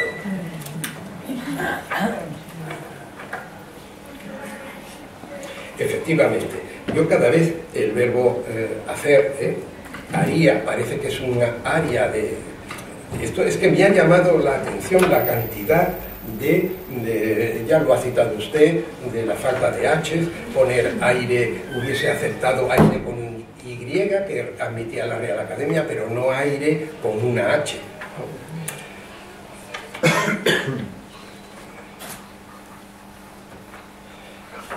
Clataquismo, o sea, cosas curiosas, donde además usted le pone una nota, ¿sí? Ya le he dicho que de sus cerca de 900 notas, si hubiese ajustado usted más, hubiese redondeado las 1000. Este es un gran trabajo que ha realizado. Tenemos aquí a la capital, Montevideo, lo cita con Montevideo, o sea... Pero eso sí es literal. Montevideo. Sí, está como está escrito. Está así escrito. En la mayoría de las erratas ortográficas sí. las he nombrado en Sí, las citas, pero sí. hay algunas que no. Pero es como está. Baratos, por ejemplo, se mira el diccionario de 1726 y dice: no ha lugar a que lo escriba como lo ha escrito.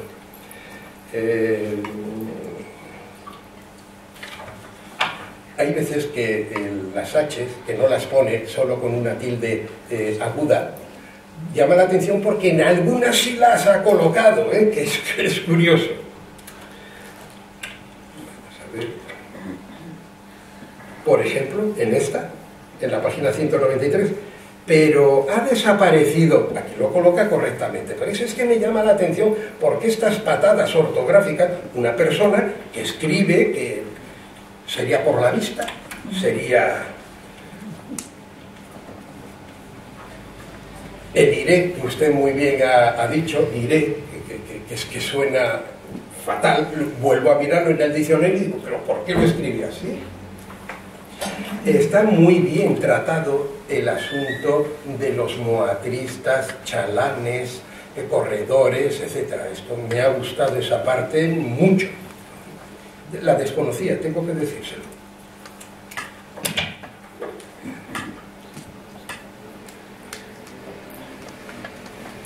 Efectivamente, es lo que busca, llama la atención, que se busca. Aunque existe la palabra en el diccionario busco con V, que es con vosotros en términos...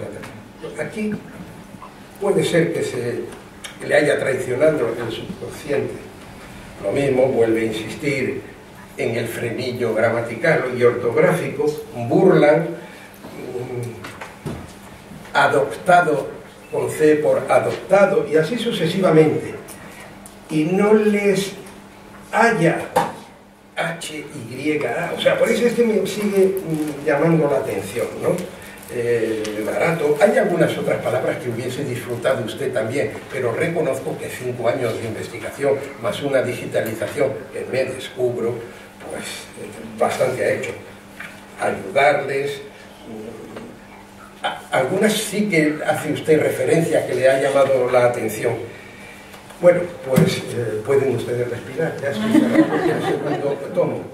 Yo solo me resta felicitarle por este exhaustivo trabajo que ha realizado. Creo que la Universidad Cardenal Herrera, CEU Cardenal Herrera, puede estar muy satisfecho.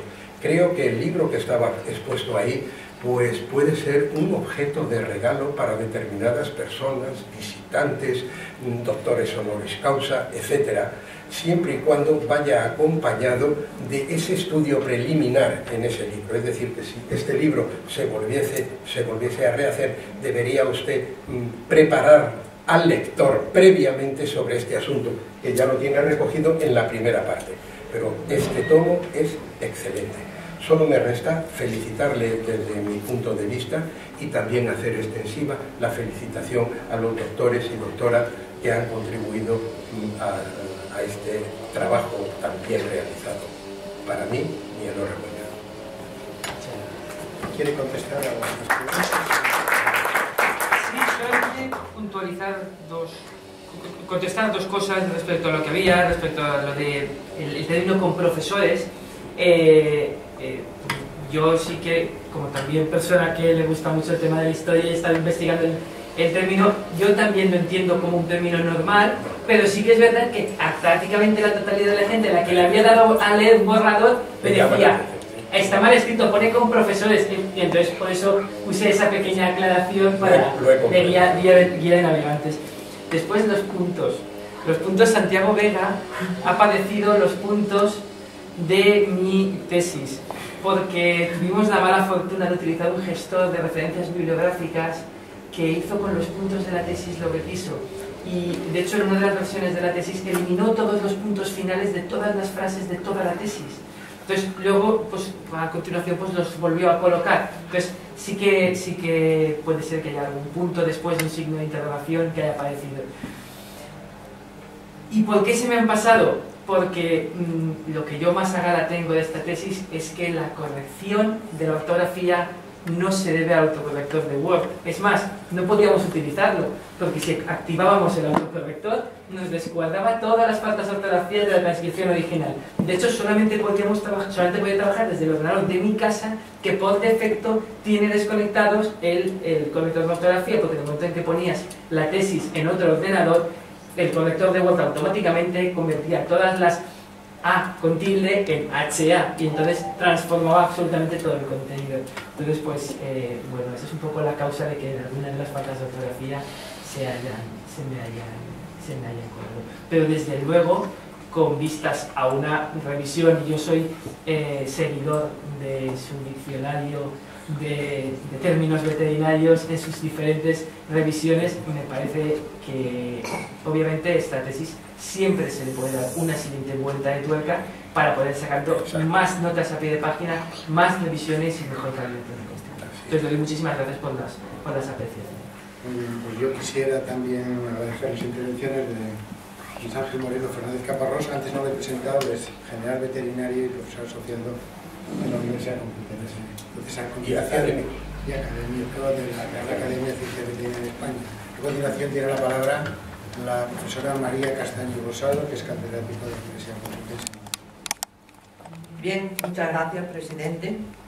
En principio, quisiera agradecer a la Facultad de Veterinaria de Valencia por haberme invitado a formar parte de este tribunal.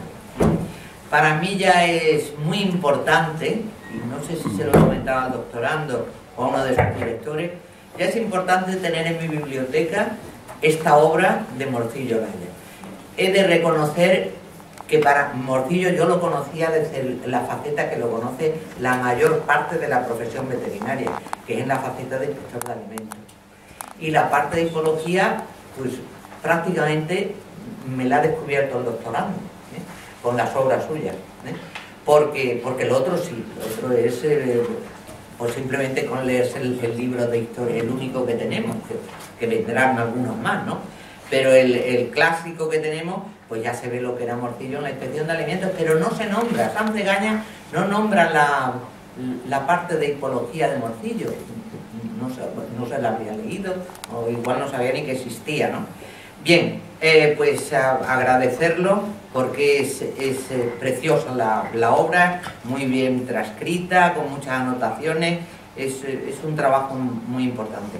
Darle la enhorabuena al doctorando por la exposición también. Es una exposición larga en relación a la mayor parte de las tesis de ciencias, entre comillas, de nuestra profesión, que estamos acostumbrados. Yo soy del área de medicina y cirugía animal, pero me he entretenido muchísimo y es que no le he perdido ni un momento la vista a todo lo que se ha expuesto aquí. Enhorabuena a los directores, Santiago Vega, Rosendo Sanz y Clara Marín. Y bueno, yo quería comentarte nada más una cosita, porque el doctor Caparrós ya ha hecho hincapié en la lectura que ha hecho de verdad de la obra. Yo, hombre, la parte esta de la tesis sí me la he leído, lo de Morcillo ya, por una razón también. Uno de los capítulos más importantes que yo le doy al trabajo que nos ha presentado el tesis es la discusión. Y si te lees bien la discusión, es que entiendes perfectamente la tesis y cómo se ha desarrollado. Y está muy bien hecha la discusión, salvo algunos errores que los cazan solo algunas personas específicas, como el doctor Caparrós. Pero está muy bien hecha la discusión. Y además ha dado lugar a una obra que dice, fíjate, la obra de 1800 y pico, que hayas conseguido a través de las obras hacer gráficos y mapas y tal, interesante. Y una cosa que me ha llamado la atención, efectivamente, y lo ha reseñado el doctorando en la exposición, es el capítulo de razas de caballos españoles y de hierros. Eso sí me ha llamado la atención, ¿eh? Lo otro, lo de la parte de los defectos, actualmente no se estudia ya exterior del caballo en la Facultad de Veterinaria.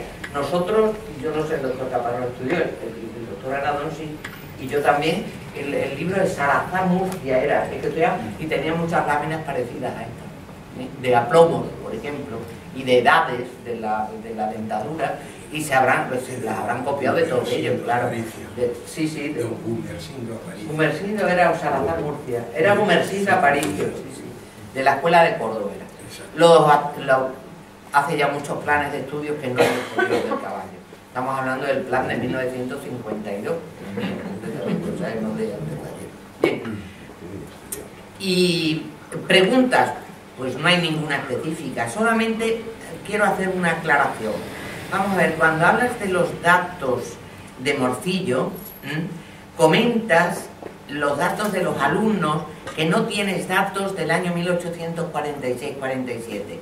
Y yo te he de comentar, vamos a ver, en Madrid existe el libro de primeras matrículas, desde el año 1793, que no es real, porque los primeros me parece que aparecen en el 1800 o por ahí.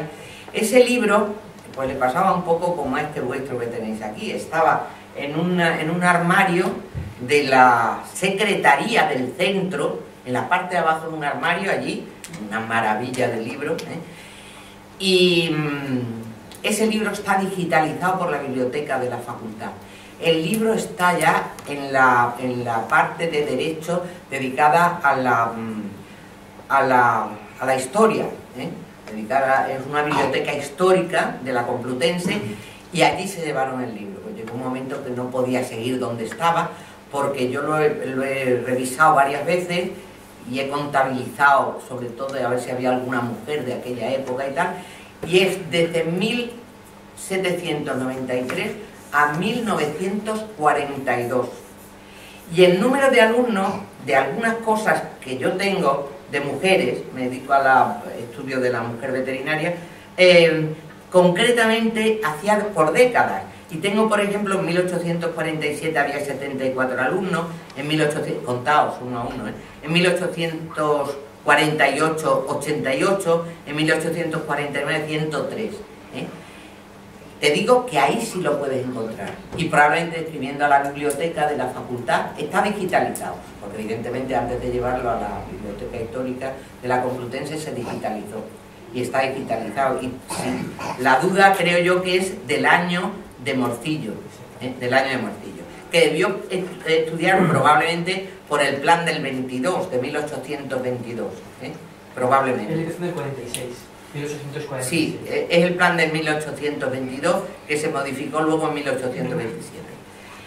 Y una de las cosas que dice tiene explicación, dice, ¿por qué este hombre se dedicaría a los fraudes? Que es un capítulo interesante que tiene, que algo también se había leído, yo lo he leído en el libro de biografía de Llorente de Lázaro, que tiene una parte moral veterinaria que un poquito, mucho menos que Morcillo, un poquito habla. Pues mira, porque a partir del plan de 1847 ya se ven claramente las tres ramas de la profesión. Lo que se llama zootecnia, a mí no me gusta llamarlo zootecnia, yo prefiero llamarlo, como es en la actualidad, producción animal. En producción animal es la parte de bromatología y inspección de alimentos, y es la parte de clínica. Desde el plan 47 existe, entonces eso sí lo conocía él.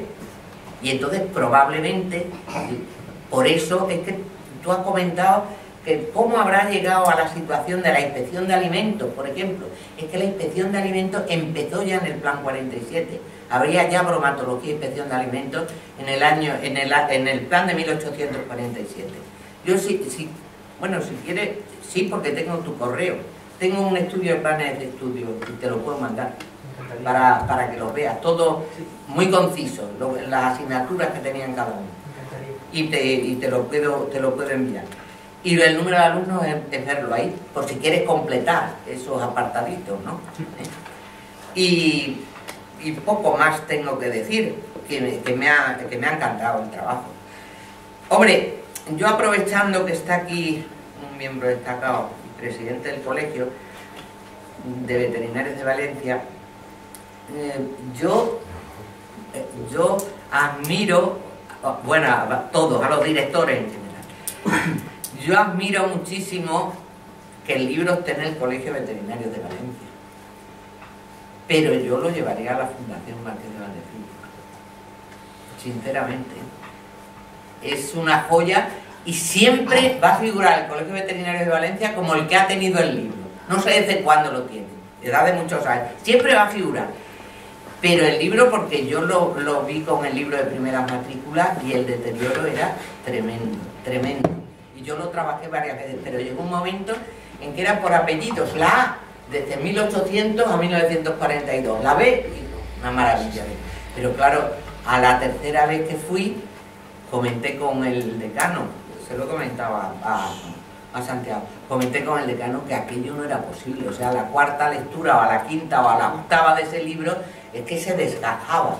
Entonces allí tienen la humedad correcta, la temperatura correcta, todo correcto. Esto sí, digitalizarlo antes de salir de y entonces yo por eso lucharía. Yo no sé si tú lo has empezado a hacer ya o no.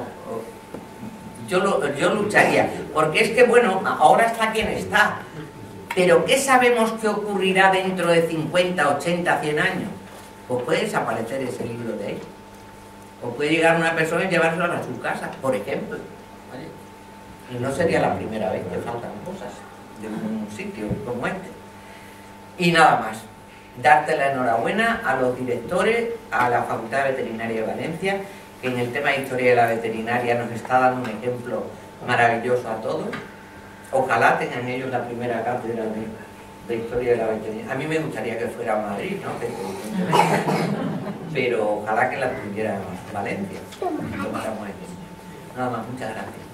Muchas gracias, doctora Castaño. Me ha dicho alusión que quiere intervenir el doctor Rosendo Sanz. Sí, con el permiso del presidente, señor presidente. Bien, conseguir este libro y tener este libro en el colegio es algo fue en su día algo muy importante, muy significativo para toda la Asociación Veterinaria Valenciana. Todos sabemos que Juan Morcillo de Olaya es nuestro protomártir, ¿no? Es nuestro gran fundador y nuestro gran presidente de honor, primero y del primer colegio de este país, heredero de la primera cofradía también, y todo aquello. El libro este es un libro significativo y un libro importantísimo para nuestro colegio. Tenemos otros también, porque aún conservamos algunos libros. El Colegio de Valencia nunca tira un papel en su vida, o sea que ha estado bien eso, ¿no? Siempre ha habido gente interesada en mantener esa parte de la historia, y creo que ahora seguimos manteniendo la tradición y la historia veterinaria, y algunos somos, como bien sabe el señor doctorando, somos aficionados y defendemos ese territorio. Sí que lo hemos intentado restaurar y mantenerlo varias veces. Hemos estado estos años, junto con Santiago, con el señor doctor Vega, a través incluso de la Biblioteca Valenciana, e incluso la última vez estuvimos casi a punto de ¿verdad, Santiago? Por motivos que a veces son políticos más que otra cosa, o no muy correctos, pues no se nos ha facilitado ese mantenimiento, aunque se nos aseguró por el último mantenedor que se podía mantener ese libro, se podía restaurar bastante bien. Y es lo que pretendía, lo que creo que el colegio debe hacer, gastándose algún dinero, bastante dinero.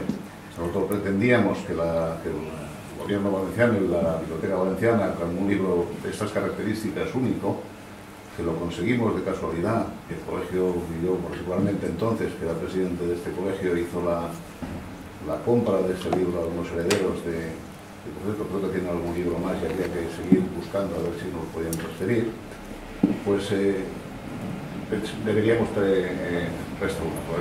Yo creo que el colegio debería gastarse algún duro, si no puede ser por esa vía, por ser un libro histórico de la administración lo hiciera por nosotros, ¿no? De una forma con mucha garantía. Y nada más, pues agradecer a Jaume que estos años se haya hecho el trabajo, casi tantos como Morcillo escribiéndolo, y bueno, pues el colegio tiene esa gala tener ese libro. Está dentro de una caja fuerte, por otra parte. Sí, pero yo lo entiendo, pero cuando pasen pueden ocurrir muchas cosas. No sé, sí, puesto que los otros dos están... Es que la Biblioteca Márquez de Valdecilla en Madrid tiene libros de albañilería, es una maravilla lo que tiene. Y cómo lo tiene todo conservado, es una maravilla. Ahora, es muy costoso la restauración de ese libro, pero sí, en principio eso. Y luego ya, si va para allá o se queda aquí, pero en principio restaurar. En todo caso, lo tenemos digitalizado correctamente, está apto para su estudio, está publicado, está en ya con lo que ha hecho Jaume. Se puede trabajar con él. Un trabajo muy importante, claro. Trabajar con él. Gracias. Muy bien, pues agradecer a la doctora María Castaño su intervención, y a mí solamente me quedan muy pocos minutos porque me han agotado prácticamente el tiempo de mi intervención, ¿no? Pues yo también me quiero sumar a las felicitaciones. Creo que ha sido una buena presentación y lo que más me ha gustado ha sido la motivación que tiene usted por la historia de la veterinaria, que transmite a los demás. Esto creo que es importante, ¿no? Y bueno, yo quisiera también felicitar a los directores, porque creo que han hecho una gran labor, y también quisiera felicitar a la universidad, en este caso Universidad CEU Cardenal, bueno, Universidad Cardenal Herrera CEU, ¿no? Y quiero en estos momentos pues agradecer también a la universidad la invitación que han tenido en invitarme, ¿no? Y quiero tener un recuerdo porque no sé si saben ustedes que yo soy de Lleida, mi padre veterinario y mi abuelo también, pero mi padre concretamente fue una de las personas más activas en la CNDP, se llamaba CNDP, ahora se llama ANDP, ¿no?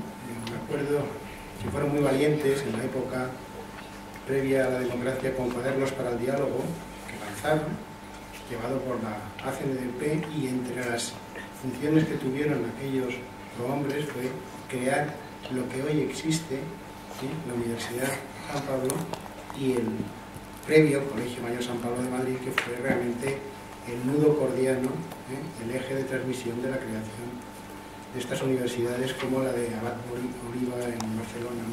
Entonces lo quería decir porque veo que ha sido pues una obra que al final se ha llevado a cabo, ¿no? Bueno, yo creo que el reconocimiento a los antepasados yo creo que es muy importante, ¿no? Y yo creo que la visibilidad de la obra la tenéis que hacer, ¿no? Lo ha dicho la doctora Castaño, yo creo que nuestros antepasados trabajaron en unas circunstancias que nosotros no trabajamos, ¿no? Y esto hay que valorarlo, ¿no? Pero cuando ves que hizo 18 libros y 27 manuscritos, es como que ha hecho actualmente pues 500 publicaciones, ¿no? O sea, un trabajo impresionante, ¿no?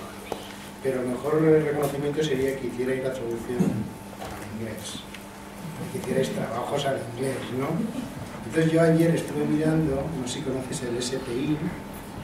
El SPI es una relación de Scholar Publisher Indicators, y te ves impresionado por la cantidad de publicaciones que podéis vosotros entrar, ¿no? Y que tendréis que, los historiadores tendréis que dar un paso adelante, ¿no?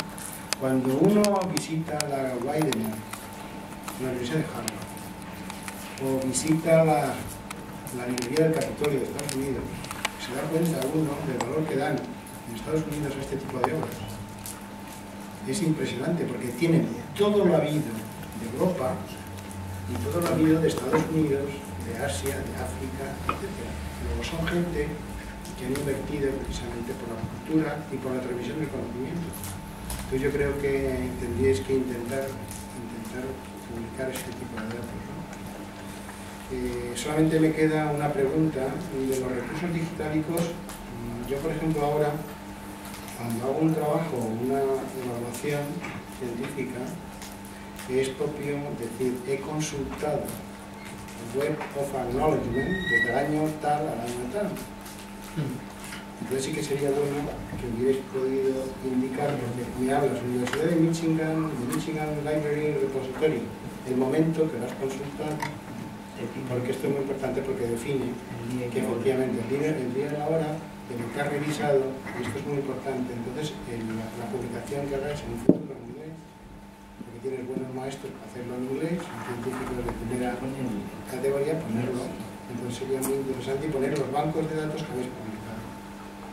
Y yo estoy de acuerdo que estas cosas hay que centralizarlas. Si queremos darle valor a la historia de la veterinaria, contra mejor están centralizados este tipo de libros, mejor consulta y mejor visibilidad.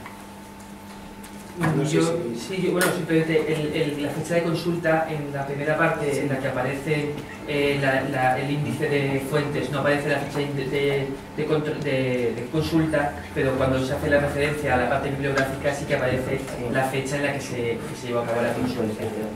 el día del mes. Bueno, creo que puse ese año porque lo hice con el sistema ISO. Sí, yo me refiero a los bancos de datos consultados. Es que ahí, cuando hemos consultado bancos de datos, hemos, más que por fechas, hemos consultado por siglo. Hemos ido a publicar, como normalmente están archivadas por lapsos de tiempo, publicaciones del siglo XVII, publicaciones del siglo XVIII, publicaciones del siglo XIX. Hemos ido directamente a ese apartado. Pero sí que quiero constatar y decir que efectivamente es que en la librería del Congreso de Estados Unidos, de los 4 ejemplares de Morcillo Olaya que son accesibles por internet, excepto el manuscrito, los otros 3 están allí. De hecho, yo los he obtenido de ahí, o sea que es también a veces un poco una llamada de atención hacia nuestros propios recursos, que la librería del Congreso de Estados Unidos tenga más recursos de Morcillo de los que tenemos aquí. Bueno, yo la visité en su tiempo porque tuve que hacer una exposición de una evaluación científica que me encomendó la Organización de Estados Americanos, y tuve la posibilidad de estar en el Congreso y en la biblioteca. Realmente lo que he dicho anteriormente, lo que tienen ellos no lo tienen los demás. Luego le han dado un valor adicional y entonces nosotros tenemos que intentar estar al menos a la altura de las demás circunstancias, y sobre todo si queréis tener una cátedra de historia de la veterinaria, creo que tenéis que hacer méritos, ¿no? Y luego me parece que también una intervención que se ha dicho, la sistemática y control de alimentación, creo que sería un trabajo bonito, ¿no? Porque he visto que está citada por la Fundación o el Centro Von Ostertag, y en este momento, bueno, hay una persona que es experta en anatomía patológica. Yo conozco el libro de Palasque, y realmente la gente que se formó con Palasque luego fueron buenos inspectores de alimentos y catedráticos de las mejores escuelas de veterinaria en el campo de la historia, bueno, en el campo de la inspección de alimentos. Es decir, que la inspección de alimentos iba muy ligada a la anatomía patológica. Entonces sí que sería conveniente hacerle también un homenaje a don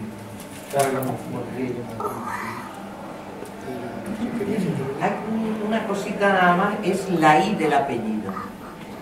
Es que en la ciudad de Valencia es habitual que el primer se conoce clásicamente como Juan Morcillo y Olaya. Sí. En la vida ha usado, en ningún momento ha usado la I. Que es que en algunos textos aparece como Juan Morcillo y Olaya, y en otros como Juan Morcillo Olaya. Es que es ahí que aparece. En el suyo aparece Juan Morcillo Olaya. Exactamente. En la del 1870 no aparece la I, con lo cual para los títulos hemos utilizado sin la I, ¿vale? Pero sí que es verdad que en algunas de sus obras, aquí no sé si será también habitual en otras zonas, pero en la zona de Valencia es normal poner una I entre el primer y segundo apellido. Igual cuando nació en Albacete era Morcillo Olaya. Morcillo Olaya. Esto es una derivación del catalán. No se pone ahí. En Albacete no. Aunque no lo fuera, pero luego ha sido valenciano de adopción. Me gustaría, presidente, decir que Santiago Ramón y Cajal siempre firmó como Santiago Ramón Cajal.